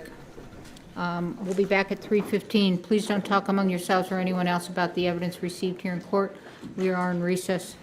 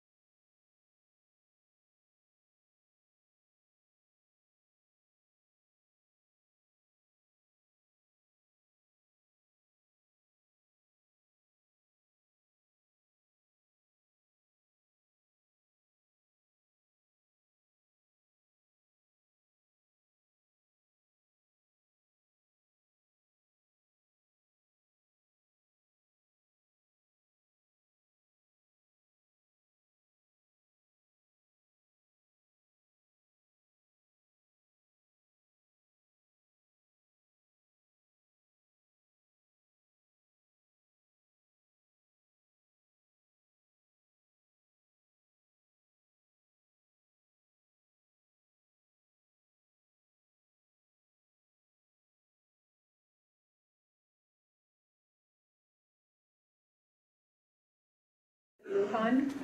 Do you swear affirm under penalty of law that the testimony you'll give in this case will be the truth, the whole truth, and nothing but the truth? I do. All right, have a seat, talk into the microphone. Yes, ma'am. May I proceed, Your Honor? Good afternoon, Deputy Lujan. Would you afternoon. please introduce yourself to the members of the jury? Deputy Joseph Lujan, Santa Fe County Sheriff's Office. Would you pull that microphone a little bit closer to you, sir? Thank you. How are you employed? With the Santa Fe County Sheriff's Department. And how long have you been with the Santa Fe County Sheriff's Department? A little over 10 years now. And what are your duties? I'm assigned to the Court Services Division. And how long have you been assigned to the Court Services Division? About 10 months now, I believe. And prior to that, where were you assigned? I was on the Patrol Division. And what does a patrol division do? We answer calls throughout the county. Anything from DWI, crash investigations, criminal investigations, that type of thing. Were you on duty on October 21st, 2021? Yes, it was. And do you recall what you were assigned to do that day? Just normal patrol duties. And were you involved in the investigation into a shooting that occurred at the Bonanza Creek Ranch? Yes, it was. And what role did you play in that investigation? Deputy or Sheriff's Office personnel had already been dispatched to the scene at the movie set. Lieutenant Benavides advised that one of the persons shot was being transported to the hospital and requested a deputy respond to the hospital as well. Which hospital? The St. Vincent's Hospital here in Santa Fe. Okay. And was that deputy you? Yes, ma'am. Do you recall approximately what time you were dispatched or you went to the hospital? It was a little bit after 2 o'clock. And once you arrived at the hospital, where did you go? I arrived to the emergency room. And why did you go to the emergency room? We had been notified, or I had been notified through dispatch that the ambulance was transporting that subject to the emergency room. And so once you were in the ER, did you go into a room or did you wait in the lobby? What did you do? I arrived at the one of the trauma rooms that's there at the hospital. What did you observe when you walked into the trauma room? A gentleman sitting on or laying on like a gurney hospital bed type thing in the upright position. He had an approximate half-inch hole to, I believe it was the right side of his shoulder. Do you remember his name? Yes, it was Mr. Joel Souza. Okay. And what did you do next? I briefly made contact with Mr. Souza in an attempt to collect preliminary facts surrounding what had occurred. Okay. And we're not going to talk about what Mr. Souza told you, but after you spoke with Mr. Souza, what did you do? I observed medical doctors administer some sort of medication to him, and then they retrieved a projectile from his shoulder. Okay. Were you watching this as it was taking place? Yes, it was. So did you watch doctors retrieve that projectile from his shoulder? Yes, ma'am. And what happened to that projectile once it was taken out of Mr. Souza's shoulder? It was placed into a plastic container. It was handed to me, and I kept possession of it. Okay. And where did you take it? It was in my possession until Santa Fe County Sheriff's Office investigators arrived, at which point I transferred it. I gave it to them. Do you recall who you gave it to? Yes, Miss Marissa Pop. I can't pronounce her last name. Yes, ma'am. And who is she? She is an evidence tech, crime scene tech with the Sheriff's Office. Okay. I'm going to show you what's been marked as State's Exhibit 14. May I approach you, Honor? Yeah. No objection, Your Honor.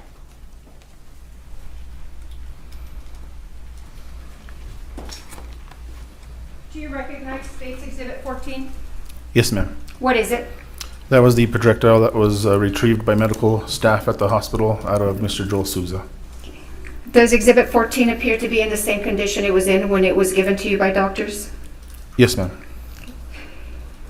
Your Honor, the state would move into evidence State's Exhibit 14. Yes, you may follow, sir. Thank you.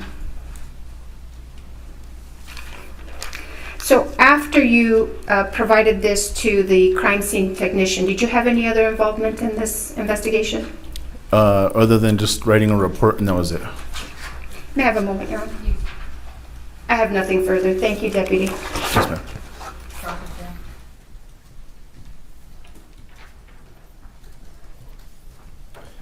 Good afternoon, sir. You were the first member of law enforcement to meet with Mr. Souza, the director of the film, afterwards, right? I believe so, at the hospital, yes, sir. Right. And I think you told the prosecutor you briefly made contact with him to get some preliminary facts? Yes, sir. And he was willing to speak to you, right? Yes, sir. And he never once mentioned Alec Baldwin, did he? Objection, calls for hearsay. Not hearsay. Never once mentioned Alec Baldwin, correct? Objection, hearsay. All right, I don't think that, no, I'm going to overrule. He never, in describing the preliminary facts to you, ever mentioned Alec Baldwin, correct? Correct. No further questions for this witness? Any redirect? No, Your Honor, thank All right, thank you, sir. You're excused.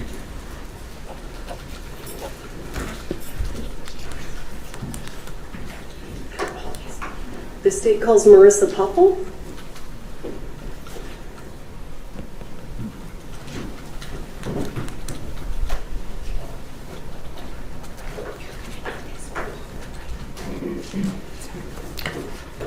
Yeah, but she took it. Okay.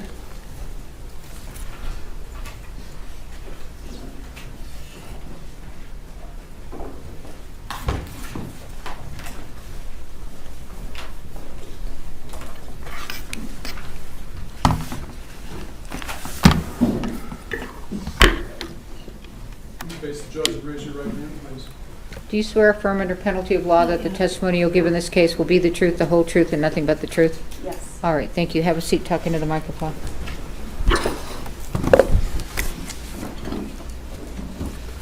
Good afternoon. Good afternoon. Please state your name for the record. Marissa Popple. Would you spell your last name? Poppell. How are you currently employed? I'm a crime scene technician with Santa Fe County Sheriff's Office. How long have you held that position? 3 years. Prior to being the crime scene technician for Santa Fe County Sheriff's Office, were you a crime scene technician elsewhere? Yes. Where was that? With the Fort Myers Police Department in Fort Myers, Florida. And how long did you do crime scene technician work in Florida? 4 years. And can you briefly describe for the ladies and gentlemen of the jury what a crime scene technician does? Yes, as a crime scene technician, I respond to all sorts of different scenes, whether they're death investigations, burglaries, robberies, whenever there's an abundance of evidence or an abundance of documentation that's needed. I take photographs of the scenes, of the evidence, I collect the evidence, and then I package it at our office. And do you ever send any of the evidence that you collect somewhere else for additional testing? Yes. And tell us, where would you send things, and give us an idea. Sometimes things are sent to our local state lab here in Santa Fe. Sometimes they are sent to private labs, or sometimes they are sent to the FBI if they're working with us. Why would you send things to any of those places? So our state lab is local, so it's nice to be able to have them in the backyard so that they can help us with more common day items. For independent labs, if we have something that needs done within a very quick time frame, we'll utilize them, but they require us to pay for the testing ourselves. Or if the FBI is assisting with us, sometimes they can do additional testing that maybe our local lab wouldn't be able to do. I want you to give the ladies and gentlemen of the jury an idea of what kind of testing you are requesting when you send items out. Yes, this could be latent print analysis, DNA analysis, firearms testing, things of that nature. And Ms. Popple, how did you become involved in this case? I was asked to respond to a scene of a shooting along with my criminal investigations division. That would be the detectives and myself responding to a scene on October 21st of 2021. Do you recall approximately what time you arrived on scene? I believe it was between 2:30 and 3 o'clock in the afternoon. And when you arrived on scene, kind of walk us through what you were tasked with doing. The first thing I was asked to do was photograph the initial scene and what was going on around me, essentially. And can you give us an idea of, so you indicated that you were asked to photograph the initial scene. Is that common? Yes. And generally speaking, after you photograph the initial scene, do you photograph other things? Yes. And what do you photograph? So any items of evidence would be photographed on scene, and then if additional photographs are needed, then those items could be laid out at our office in a secure area and re-photographed. And did you take photographs of items of evidence at the scene? Yes. Did you also take photographs of some of those same items back at the sheriff's department? Yes. What's the point to that? If there are areas of detail that would be difficult to photograph on scene, we can do so at the office in controlled lighting conditions. Areas where we could move the objects in order to see different parts of it a little easier. Did you, and I don't want to get too much into the details right now, but did you also participate in the execution of search warrants? Yes. And why do you, as the crime scene technician, participate in the execution of search warrants? Part of my duties when we're executing a search warrant is I'm not only documenting all of the evidence on scene, but I'm also collecting all of that evidence, and that evidence stays in my custody. Other than collecting evidence at the scene itself, did you collect evidence in other places pursuant to search warrants? Yes. Go ahead and explain to the jury the different places that you went to, just to kind of give them an overview before we get into it. I was asked to collect evidence at the initial scene at the church. I was then later asked to collect evidence out of a prop truck that was nearby, and then at an even later date, asked to assist with a search warrant at an office in Albuquerque. Can I have the Elmo? Let's maybe start that way. And the office in Albuquerque that you were asked to participate in a search of, what office was that? That was a PDQ warehouse. And do you know now what PDQ is? Yes, it's a prop supply company. And that's in Albuquerque? Yes. Did you search and take your photographs at PDQ in Albuquerque on the same day as this incident? No. On the 21st of October? No. Do you recall approximately when you did the search warrant at PDQ? November 30th. And the search warrant that was executed on that prop truck, do you recall when you participated in that? October 27th.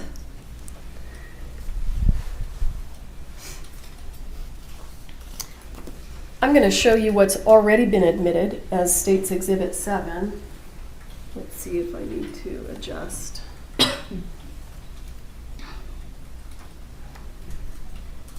Did you take that photograph? Yes, I did. And why did you take that photograph? This photograph is of the prop truck that was at our initial scene. Did you say, is this a truck? Or, I apologize, a prop cart at our initial scene.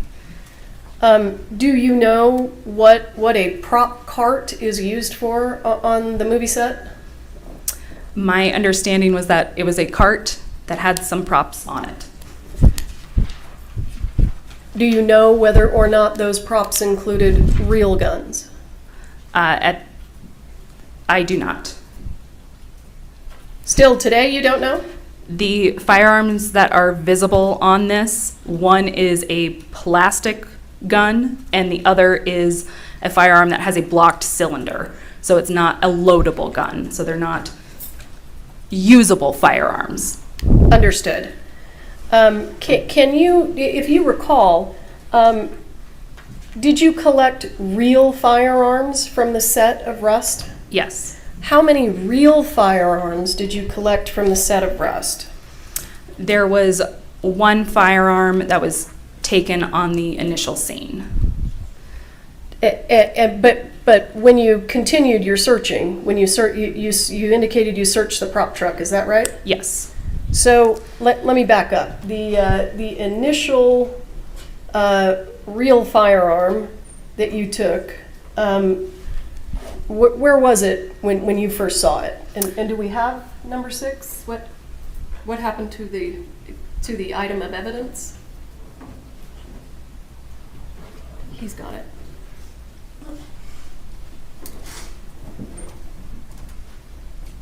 Okay, I'm sorry.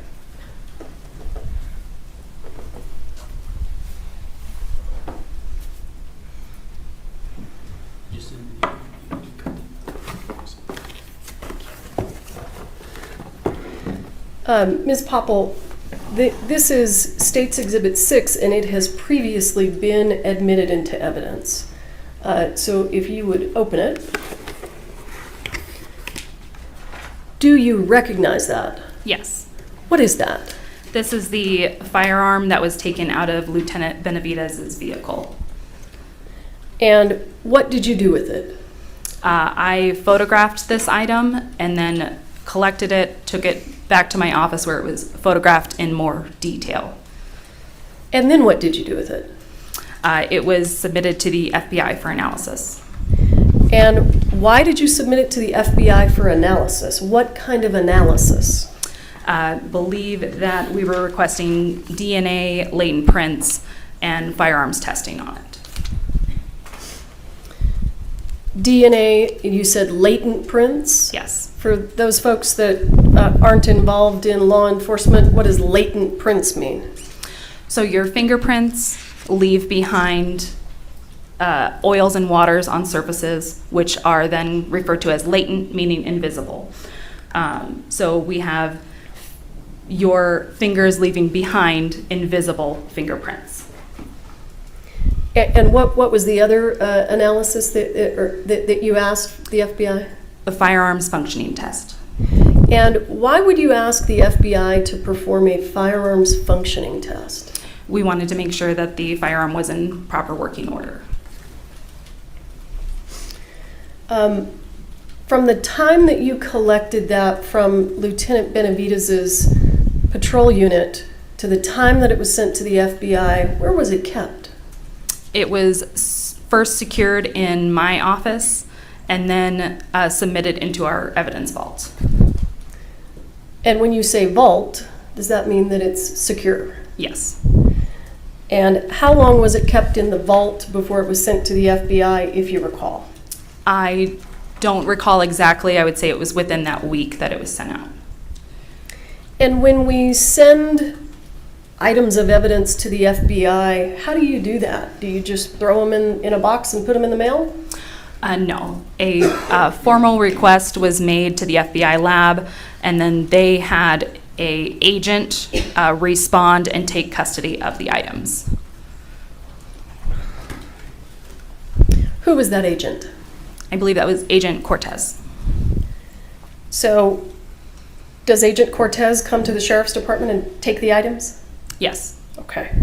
And then at some point, do you get the items back? Yes. And do you recall when you got these items back? I do not. Okay. Were they away from the Sheriff's Department and at the FBI for a considerable amount of time? Yes. And I apologize, I have been corrected. I thought that State's Exhibit 6 had already been admitted into evidence, but I've been notified that it hasn't been, so I would like to move it into evidence. I'm pretty sure it has been admitted into evidence. It is She didn't move it. No, she didn't. It's 57813, yeah. You did not move it in. Okay, I'd like to go ahead and move it into evidence at this time. No objection. All right, state 6 is admitted. You may publish. When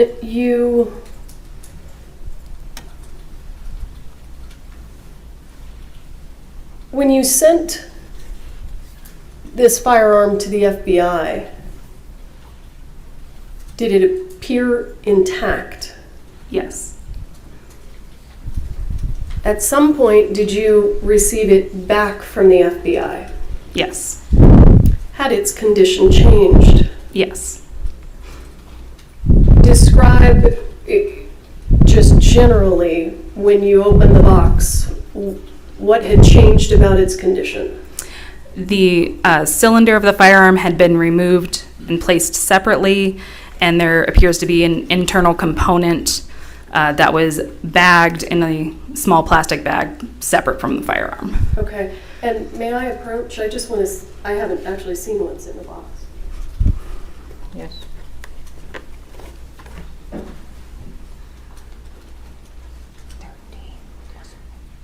I think that maybe what I'd like to do is have it moved to the elbow. Can I move it, or does someone else have to do that?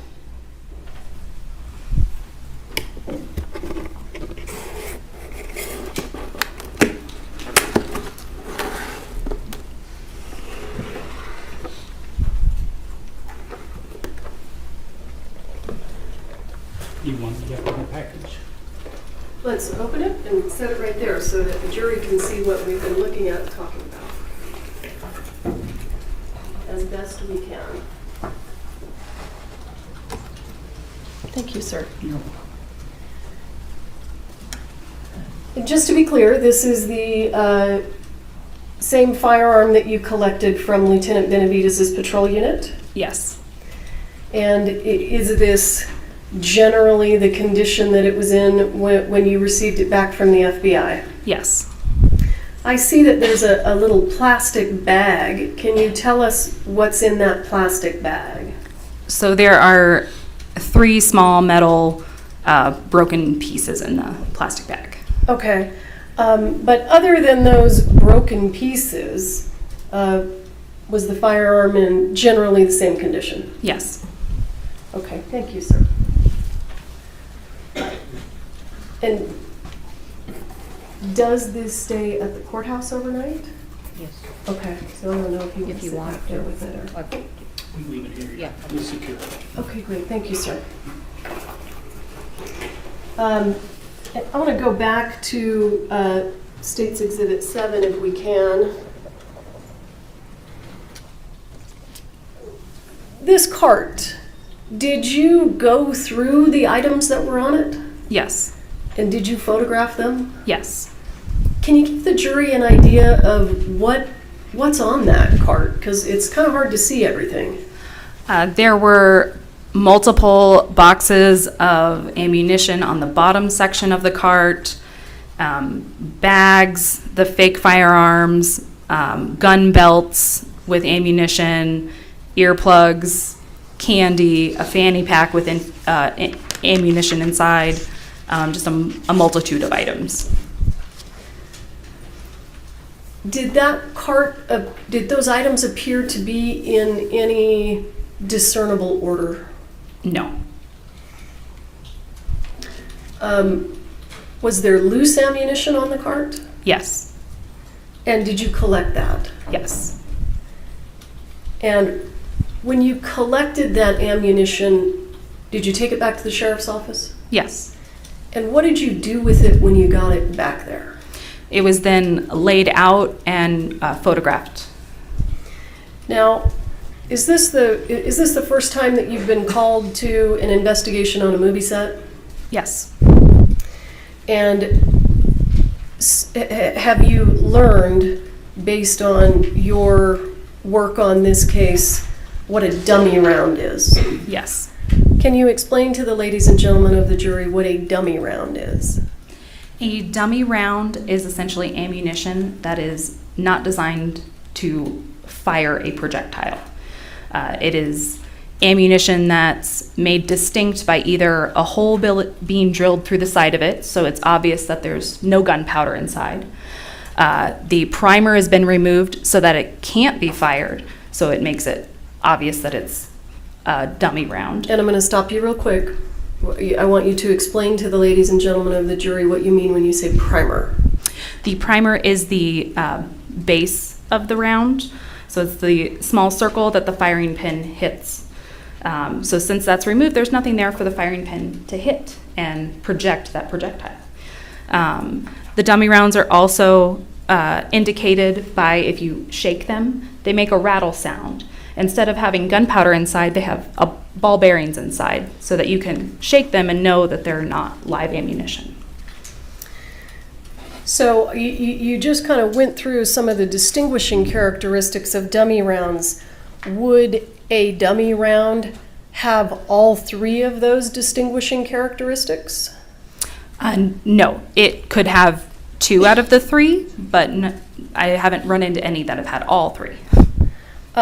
So approximately how many dummy rounds did you end up taking into evidence? Specifically that were dummy rounds, I think we have 50. I might be mistaken about that. I apologize. I'm not sure of the exact number of dummy rounds that we have. And let me just ask you this. You talked about how a round may have a ball bearing in it. Is that right? Correct. Would that dummy round that has the ball bearing in it, would that also have a hole in the side? No, because then the ball bearings would fall out. Okay. So do the dummy rounds either have a hole in the side or a ball bearing? Correct. And based on your work on this case, how would someone know that the dummy round with the ball bearing in it is actually inert? They would shake it and it would make a rattle noise. Okay. And did many of the dummy rounds that you took to the sheriff's department make those noises? Yes. Did you also collect any other kind of ammunition from the movie set? Any other types? Yes. What other types of ammunition? It's a type of ammunition that's referred to as a blank. And can you describe to the ladies and gentlemen of the jury generally what a blank is? So a blank is a round of ammunition that has gunpowder in it. However, it does not have a projectile head on the top. So it has a crimped end, kind of like you would see a dumpling have crimps. And that way there's nothing for that gunpowder to project out the barrel of the gun.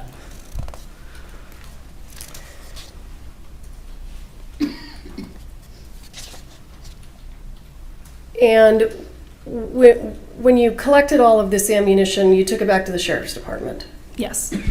And at some point, did you examine closely all of the ammunition? Yes. And did you develop any suspicions? Yes. What suspicions did you develop? There were several rounds that, when shaken, did not make the rattle noise, and they all had a silver in color primer at the end instead of a brass colored primer. And did the primer appear to be intact? Yes. And did those have a hole in the side? No. You indicated that you had some suspicions about them. What was your suspicion? My suspicion was that they were live rounds. And what did you do with those live rounds, or suspected live rounds, rather? They were sent to the FBI for testing to see if they were live rounds or not. So you didn't take them apart there at the sheriff's department? No, I did not. Can you describe to the ladies and gentlemen of the jury what a casing is, or a spent casing? Once a live round is used in a firearm, the casing is what was encasing that round. So in a regular firearm, it was what would be ejected out of it, out the side. In a case of a revolver, it's what's left in the cylinder. So the projectile has come out of the firearm, and the casing is what's left behind. Did you collect any spent casings from the scene? Yes. How many did you collect from the initial scene? 1. I'm going to show you what has been, I believe, previously admitted into evidence as State's Exhibit 10. Is that a photograph that you took? Yes. Let me make it, there we go. And can you tell us what we're looking at? Yes, this is a close-up image of the top of the cart. There was a spent casing on top of the cart, which is what we see up top here, where it has no projectile head on the end. And then there was another round next to it. Let me move this. As you sit here today, do you recall whether that round was the one that we're looking at that appears intact? Was that a dummy round or a live round? That was a dummy round. Okay. So, in addition to collecting this ammunition, did you also collect other items of evidence? Yes. Did you collect any gun belts? Yes. And let me also ask you, and let me show you, if I have it here, I'm going to show you what's been previously admitted into evidence as State's Exhibit 12. Do you recognize that? Yes. And what are we looking at there? These were 2 boxes of ammunition that were inside of Lieutenant Benavidez's unit. So let's talk about exactly what we see in the photograph. Do you see the white box that says 45 long Colt dummies with a very small JS in the middle? Yes. Did you open that box? Yes. And what was inside that box? There were rounds inside of the box and a foam insert. Some of them were marked as 45 LC. Some of them were 4440 rounds. And what's the difference between 45 LC and 4440? They are different caliber rounds. And were there any rounds inside that box that you suspected to be live rounds? Yes. How many? 1. Let me ask you this. How many rounds altogether did you discover that you thought were suspected live rounds on the set of Rust? 5 and the spent casing, so 6 in total. And I want to talk a little bit about where those rounds were located. So we've got one that you suspected came out of this box. Is that right? Yes. And just so that we're clear, the box on the right in the photograph, what was inside that box? There were blank rounds inside that box. And were they all legitimately blank rounds? Yes. And give me just one moment to pull up some additional exhibits here.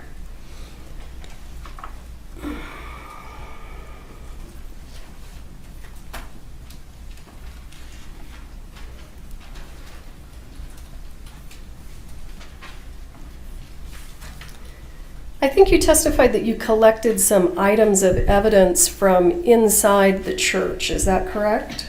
Yes, correct. Did you collect any gun belts from inside the church? Yes. How many, if you recall? There was a gun holster, just one inside the church. And did you take that back? Well, the holster, was there anything unique about it? Was it just a piece of leather, or did it have additional parts to it? It appeared to be a shoulder holster, so the one that would not go around your waist, but one that would go over your shoulder, and it had a fake knife attachment to it. And were there the piece of leather? Did the holster hold anything? Yes, it was able to hold ammunition. And when you collected that holster, did it have ammunition sitting inside of it? Yes. And the ammunition that was inside of that holster, did you closely examine it? Yes. And did any of that was in the holster cause you to suspect that there were any live rounds in the holster? Yes. How many rounds that were in that holster did you suspect were live? 1. And you sent that to the FBI? Yes. And based on your work on this case, do you know who was the actor who was assigned to that holster? Alec Baldwin. Can we go ahead and, I don't know exactly. Yeah, let's publish it. Oh, I'm sorry. Do you have any objection to the exhibits that I showed you previously? I certainly don't have to this picture. Okay. So I'm going to move for the admission of State's Exhibit 22 and ask for permission to publish. All right. Hearing no objection, States 22 will be admitted to being published. Did you take this photograph? Yes. And what are we looking at here? This is the interior of the church, and it is a close-up of some of the benches or pews that were inside of the church. And what is, do you see something leather there? Yes, on the second row of benches, there's a jacket and a holster. Is that the holster that we've been talking about? Yes. Is that where it was when you collected it? Yes. And I would like to show you what has been previously marked as, give me just one moment. I think it's 12 and 13. Mr. Spiro, do you need to go through these with me? If you just show me the picture quickly, I'm sure I have no objection. Okay, so I'm going to have to unplug. Or do you? Oh, no, I can pull another set. Okay.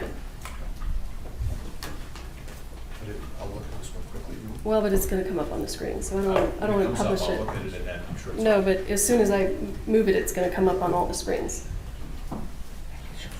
Okay. Here, let's do it that way. I have no objection to exhibits 12 and 13. Thank you. And how about let's do 15 and 16? No objections to 15 and 16. 17? No objection. 18? No objection. I'm happy to stipulate that whatever this Investigator Popple recovered at the scene. Well, we need a little more identity, but it's 12, 13, 15, 16, 17, 18? Hang on, there's a little bit more than that. It's 19, 20, 21, 26, 27, 28, 29, 30.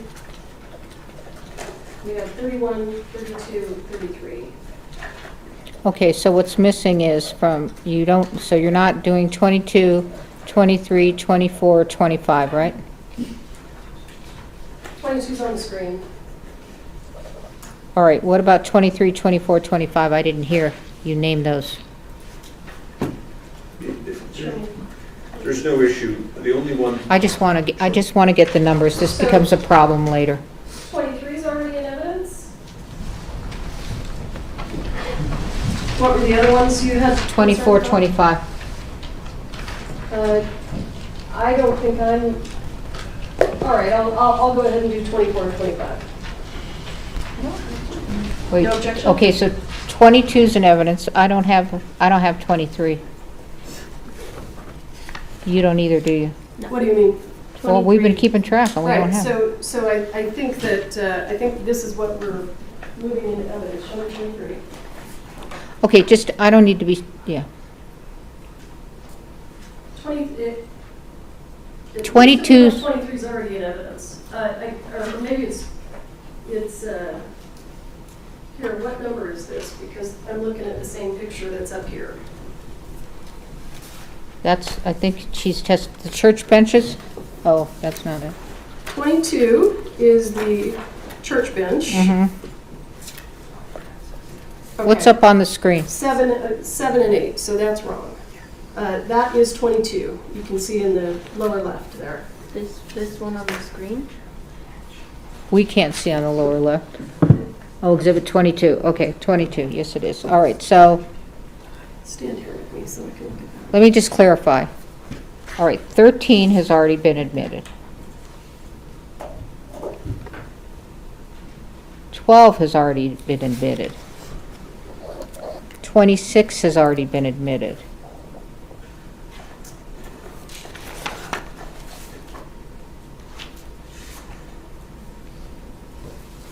You're tracking me as well, right? Me? Mhm. Yeah. Okay, so what we don't have, 14. 14 has been admitted, so 15 through 21, 22 was just admitted. We don't have 23. That's fine. I'm not moving for the admission of 23. I think it's a duplicate. Okay, let me just, all right, we don't have 25. We do have 26. Right. So did Okay. you want, so you said, what We- about we- 25? Yes, I will be moving for the admission of 25. Okay, and then 27, 28, 29, 30, 31, 32, 33. Correct. Okay, so on the record, the court is going to admit 15, 16, 17, 18, 19, 20, 21, 23, 25, 27, 28, 29, 30, 31, 32, 33. Your Honor, there's objections, as I think the court might remember, to 31, 32, 33, they're not relevant. All right, I can well, show you. let's not confuse me at the late day, so I'm just going to write down what's been admitted, and then we will go from there. Thank you. Okay. This gets to be a real mess later, so 15.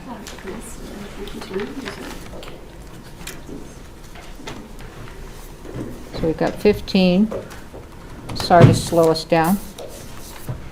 17, 18, 19, 20, 21, 23, 25, 27, 28, 29, I'm sorry. 30. And you're objecting to 31, 32, 33. Yes, Your Honor, we've discussed that issue. And I believe the court reserved ruling on it. We can take it up in the morning if you want. All right, so let's just go with what we've admitted. You may publish. Okay, and I apologize. I will move also for the admission of 23. What I was looking at there is different than the actual 23. Any objection to 23? No, you said you needed 23. You said 24 you didn't want to I publish. did, okay. Okay. Okay, great. I'll move this. Let's do it that way.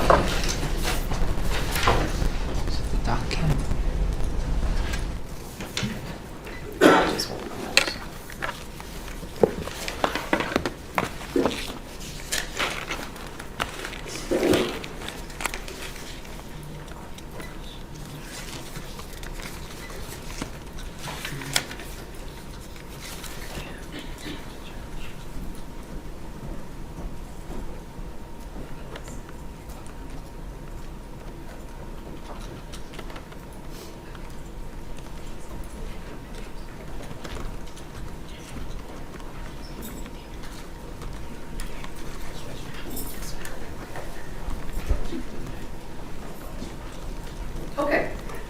Ready? Not yet?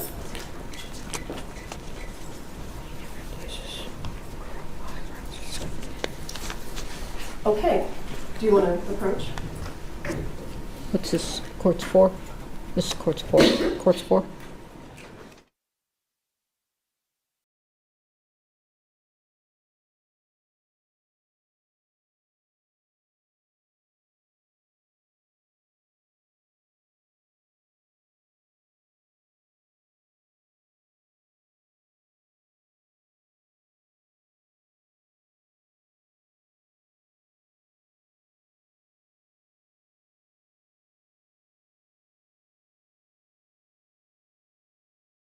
Ms. Popple, I'm going to show you what has been marked, and I think these are all stipulated too, so we've just moved these into evidence.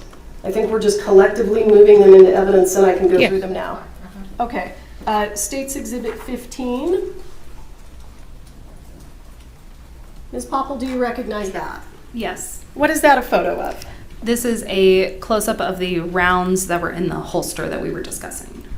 Mr. Baldwin's holster? Yes. I see, how many silver primers do you see there? There are 2. And which one did you suspect was a live round? The one that's closer to the center that has a cleaner look to it. This one here? Yes. And the one that was on the left that has the silver primer, when you examined that, what happened? When that one was examined, it was determined to be a dummy round. Do you know who provided that dummy round to the set of Rust? I do not. Okay. Other than Mr. Baldwin's holster, were there other gun holsters that you collected? Yes. And were there other holsters that contained what you suspected to be live ammunition? Yes. How many others? There was one other, a gun belt that was located on top of the cart that had a suspected live round. I'm going to show you State's Exhibit 16. Can you tell us what we're looking at there? Yes, this is a close-up of the gun belt that was taken from the top of the cart, and it is a close-up specifically of the rounds that were inside of it. And was the suspected live round the one with the silver primer? Yes. We talked a little bit about that box of ammunition the box of dummies that you took out of Lieutenant Benavidez's unit.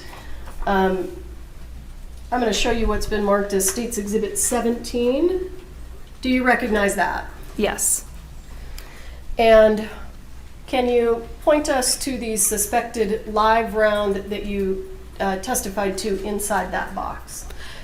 Yes, it's the round on the far right with the silver and color primer. This one right here. Yes. And I think you testified that there was some loose ammunition on the top of that prop cart. Is that right? Yes. And did you collect all that? Yes, I did. You took it back to the sheriff's department? Yes. Any of the ammunition that you collected from the top of the prop cart, did you suspect any of that to be live ammunition? Yes. I'm going to show you State's Exhibit 26, which I believe was previously in evidence.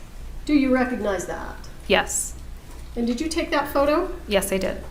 So what is this a photo of? This is an overall photo of all of the loose ammunition that was collected from the top of the cart.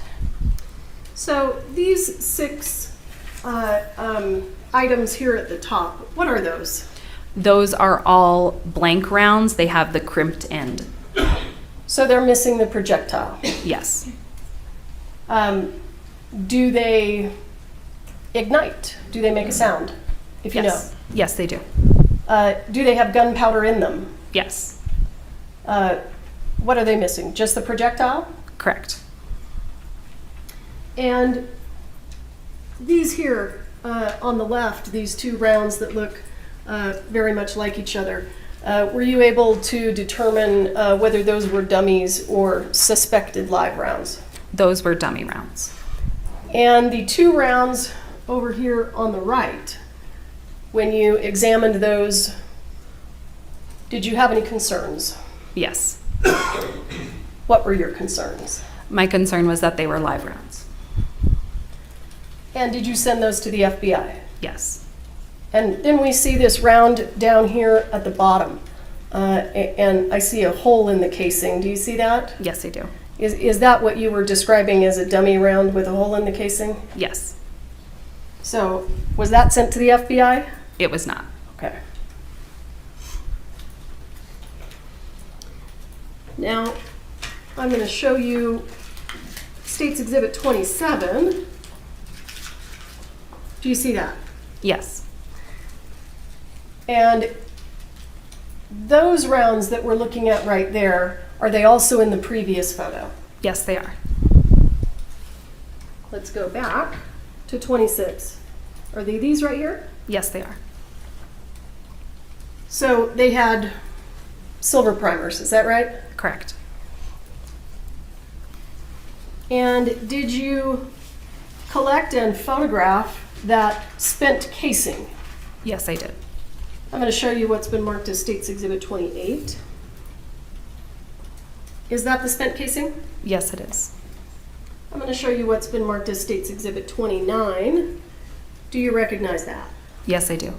And what is that? This is the bottom of that same spent casing. So when you talked about the primer being the area that the firing pin of the gun strikes, are you referring to this silver right here? Yes, I am. And do you know what that little dimple in the top is called? That is made from the firing pin. Okay, that's the mark that's left? Yes. All right.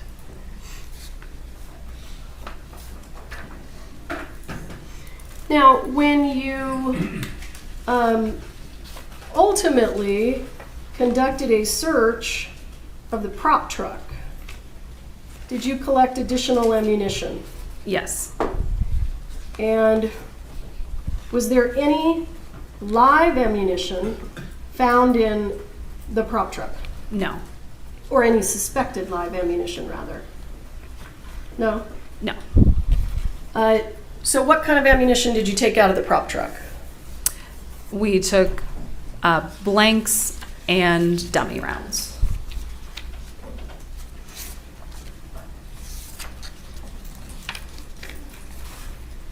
Do you remember approximately how many? I would approximate 1,000 to 1,500. Did you closely examine each and every one of those? Yes. Hang on, here we go. I'm going to show you what's been marked as State's Exhibit 19. Do you recognize that? Yes, I do. And where was that located? This was located in a bag on the prop truck. And when you say on the prop truck, because we weren't there, can you describe this truck? I apologize. It is a storage truck, so almost like you would see a moving vehicle. It has that amount of storage in the back area of it. And does it have a door that comes down? Yes. So you found this inside that prop truck in a bag, is that right? Yes. And did you go through the contents of this box? Yes, I did.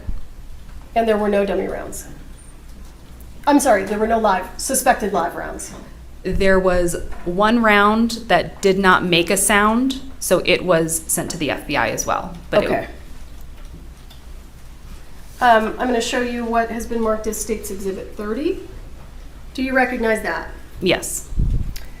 And what is that, and how does it relate to the previous photo that we saw? These are the rounds that were inside of that box, but they were taken out of the box and laid out to be photographed. Is there anything unusual or noteworthy about these dummy rounds compared to the other dummy rounds that you found on set? Yes. What is that? The dummy rounds found on set had this almost new shine to them. These rounds that were located have this antique look to them. And do you mean that kind of brown color, that sort of antique color on the brass? Yes. And was one of these dummy rounds located in Mr. Baldwin's bandolier? Yes. Let's just jump back for a moment. I'm going to show you what's been marked as State's Exhibit 23. Just for completeness, can you tell us what that is? Yes, this is a close-up of the jacket and holster that were found on the bench inside of the church. And I'm going to show you what's been marked as State's Exhibit 25. Can you tell us what that is? This is a projectile that was recovered from Joel Souza's shoulder. And how did you get that? I responded to the hospital and received it from Deputy Lujan. And when you took it from Deputy Lujan, what was it in? It was in a plastic cylinder container. And what did you do with it? I took it to the office and photographed it with scale. And after you photographed it, this is your picture here, right? Yes. After you photographed it, did it get sent anywhere? Yes, it got sent to the FBI lab. State's Exhibit 20, can you just tell us what that is? This is the exterior of the church. State's Exhibit 21, can you tell us what that is? This is the interior of the church. State's Exhibit 24, did you take that photo? Yes, I did. When did you take that photo? This was after the firearm was recovered from Lieutenant Benavidez's vehicle.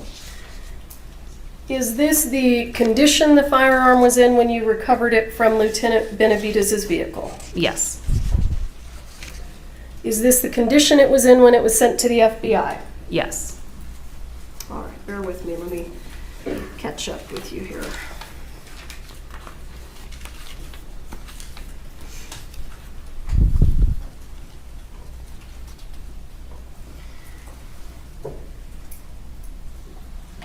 Did you participate in making the decision about which items of evidence were going to be analyzed at the FBI? Yes. And let's go through the items of evidence that were sent to the FBI for analysis. State's Exhibit 24, we understand it was sent, correct? Yes. And I think you testified previously that you sent it for DNA testing, is that right? Yes. And without talking about specifically that testing, did you get results back? Yes. Did you, I think you indicated that you sent it for functionality testing, is that right? Yes. And did you get the results of that? Yes. And then at some point, did you participate in a discussion or a decision to have additional testing done on this gun? I believe I was part of that conversation, yes. Okay. And so was additional testing of this gun requested at the FBI? Yes. And do you recall generally what that requested testing was? I'm uncertain as to what they phrase it as, but I believe it was a drop test that was requested. And what did you intend them to test for? That the firearm, whether or not it would be able to go off without the trigger being pulled, I believe. Okay. And did you send some of the boxes of ammunition to the FBI? Yes. Why? We sent all of the suspected rounds, suspected live rounds, to determine if they were in fact live rounds. One additional round was sent that did not make a sound to determine whether or not it was a dummy round. And I believe that in the case of the box that was recovered from Lieutenant Benavidez's vehicle, they wanted it in its entirety, so we sent them the entire box. Okay. And when you're talking about the box, are you talking about the box that we saw earlier that said 45 long Colt dummies with a JS in the middle? Yes. And what kind of analysis did you want done on the box? Did it have anything to do with the box itself? We wanted latent prints completed on the box itself. Okay. And is it customary, if you can explain to us how this works, is it customary that the Sheriff's Department swabs items of evidence for DNA? There are times where we will swab items for DNA. However, most labs, when we are requesting that they assist us, they want the items in their entirety. So they want to complete the swabbing themselves. So with regard to State's Exhibit 24, which is a photograph of the firearm, with regard to that firearm, did you swab it for DNA? No. Why not? Because we were sending it to the lab and that determination had already been made, we wanted to send it in its entirety to the lab. So was it swabbed at the FBI? Yes. And in terms of, it sounded like you did another search. You did a search of a business in Albuquerque. Is that right? Yes. Do you know why the Sheriff's Department wanted to search that location? It was my understanding that because the owner of that business had assisted in supplying dummy rounds to the set, that we wanted to ensure that we weren't finding any additional live rounds. And to determine that, we needed to search that warehouse as well. And what was that person's name, the person who owned that business? Seth Kenny. And was Mr. Kenny there when you conducted the search? Yes. And did you find live ammunition inside that business? Yes. Visibly, in terms of the details of the ammunition, did it appear to be identical to the live ammunition that you collected from the set of Rust? No. What did you do with the live ammunition that you collected from PDQ, Mr. Kenny's business? It was sent to the FBI. Why? What were you asking them to do? We were asking them to compare the gunpowder inside of the rounds found at PDQ to the gunpowder found inside the live rounds on set. Why? We wanted to determine if they originated from the same place. And did you get the results back? Yes.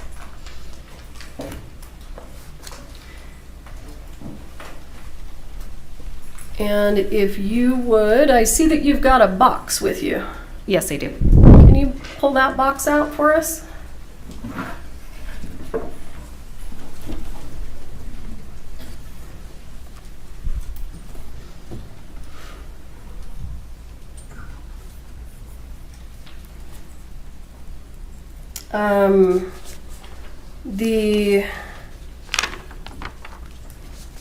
May I approach? Yes. Let's have a look at what's in your box.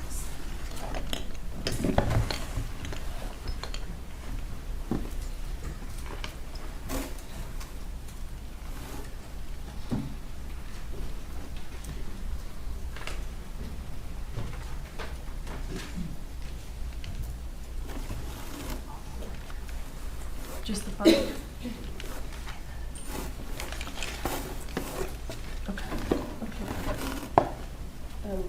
Can you give them to me? Yeah.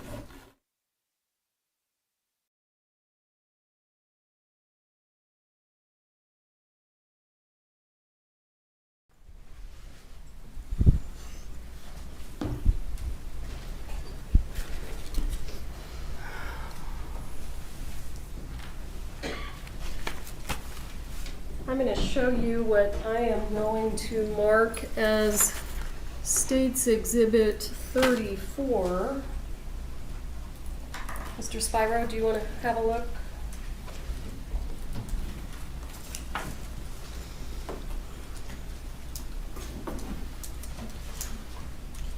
I think because it's in the box, I don't have a.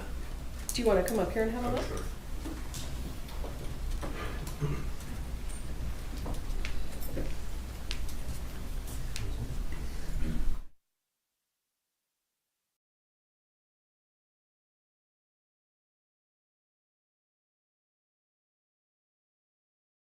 For searches in this case.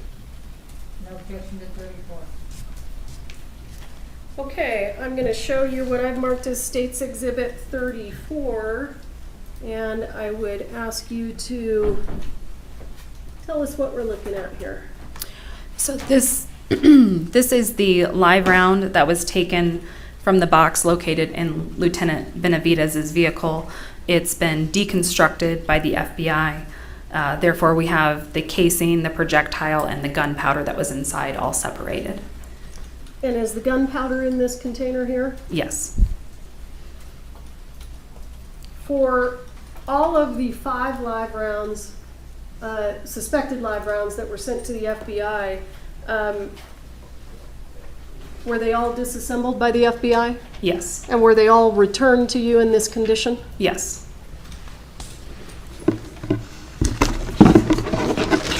Do they all look exactly the same? Yes. I'm going to move into evidence States Exhibit 35, 36, 37, and 38. Your Honor, if I could just ask one clarifying, just to find out the date of that, just so I know, because I haven't examined this. The date of what? When she received them back, or the date around, I think approximately even is fine. Do you know approximately when you received them back? I do not. I have that back at the office, but I don't have it on me at the moment. Can you give us an estimate? Was it a month? Was it a year? I would estimate 6 months to a year. That's fine, Your Honor. Thank you. Did you also say 39 or just end at 38? I ended at 38, but there will be a 39.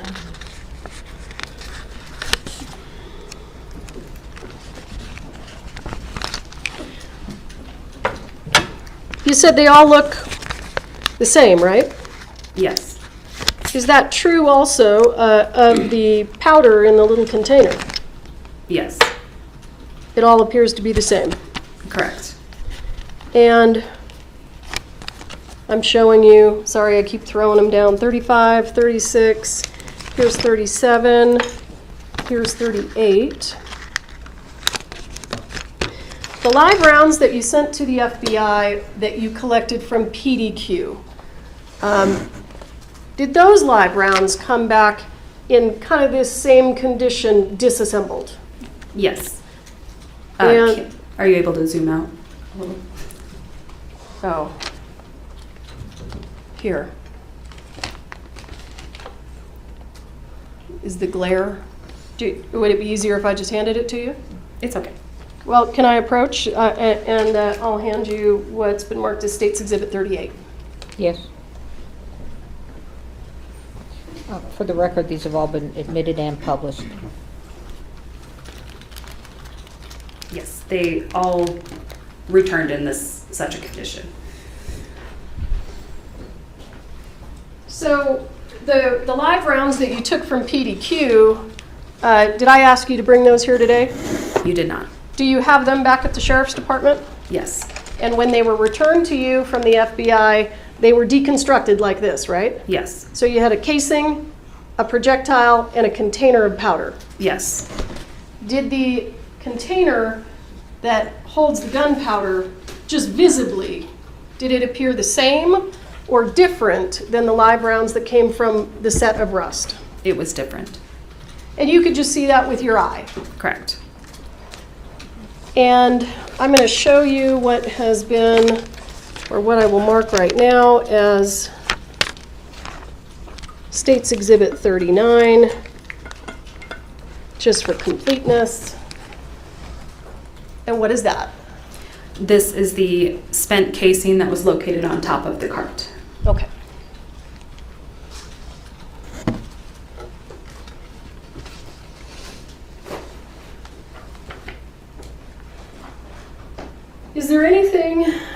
else that you did in this case, generally? In general terms, I was also asked to collect DNA standards, fingerprint standards from various parties, so that those could also be sent for comparison at the FBI. And what parties did you collect DNA standards from? I collected them from David Halls, Hannah Gutierrez, and I believe Lieutenant Benavidez as well. Did you, I'm sorry, do you know whether or not a DNA standard from Mr. Baldwin was collected? It was collected by another agency. Okay.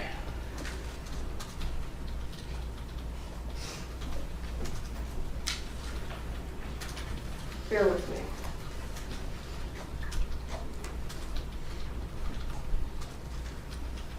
When you took the firearm out of Mr. Benavidez's patrol unit, did it appear to be damaged or modified in any way?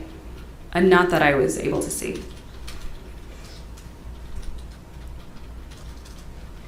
And let me go back to State's Exhibit 21.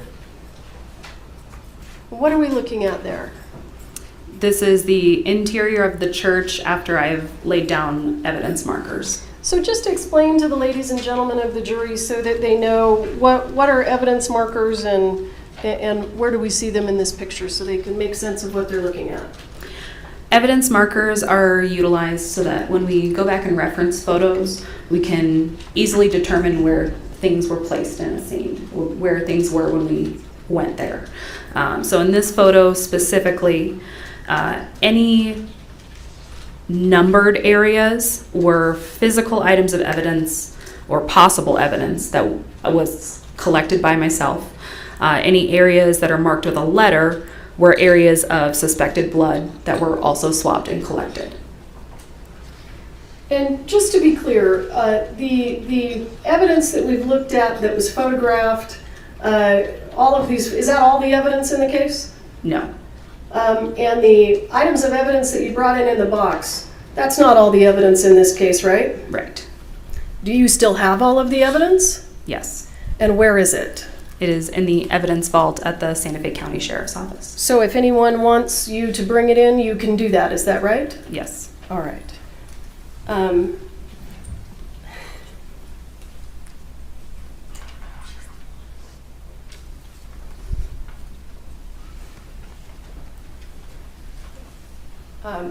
Thank you. I will pass the witness. Thank you, sir. I think we're going to end for the day so that you all can get your exhibits together for Faith. Okay? Aiden. Sorry, I thought I looked and said different names. Okay, thank you. Jury, please don't talk among yourselves or anyone else about the evidence received here in court.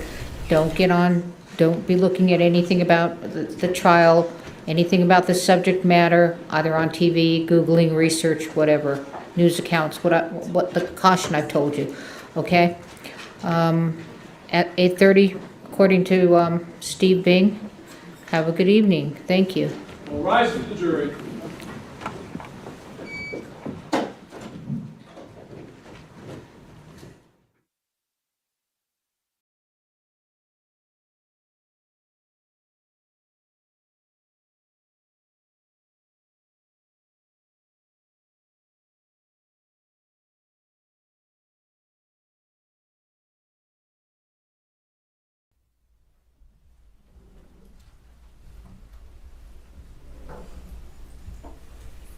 All right, you may be seated. Is there anything we need to put on the record before we recess?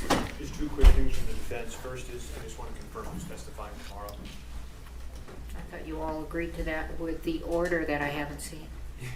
That order is en route, Your Honor. Just haven't seen it because we've been here. Yeah, okay. Well, I thought that's what was agreed to. Order of witnesses. It absolutely was. I just wanted to confirm as we're running out and everybody's checking that nothing's changed. Okay. We'll confer, Your Honor. All right. Anything else? If I could just beg the court's indulgence to just quickly look at Exhibit 6, which I wasn't able to see when they opened it, the firearm. Exhibit 6? Firearm. Oh, 6. That's just all I was. Where is it? Yeah, that's okay. Is it here? If it's not here, never mind. No, Martine Oh, you took it to save it. Never mind. You can't, I could ask Corporal War, if It's okay. Deputy All right. Apodaca. I don't have my glasses on. Are you sure? I was trying to catch it, but it's okay. I'll save Okay. some of it. Thank you. All right. I'm happy to call them up. I can get it. Worked hard enough today. Thank you. Okay, anything else? Ms. Morrissey? No, Your Honor. Okay. All right, have a good evening. Thank you.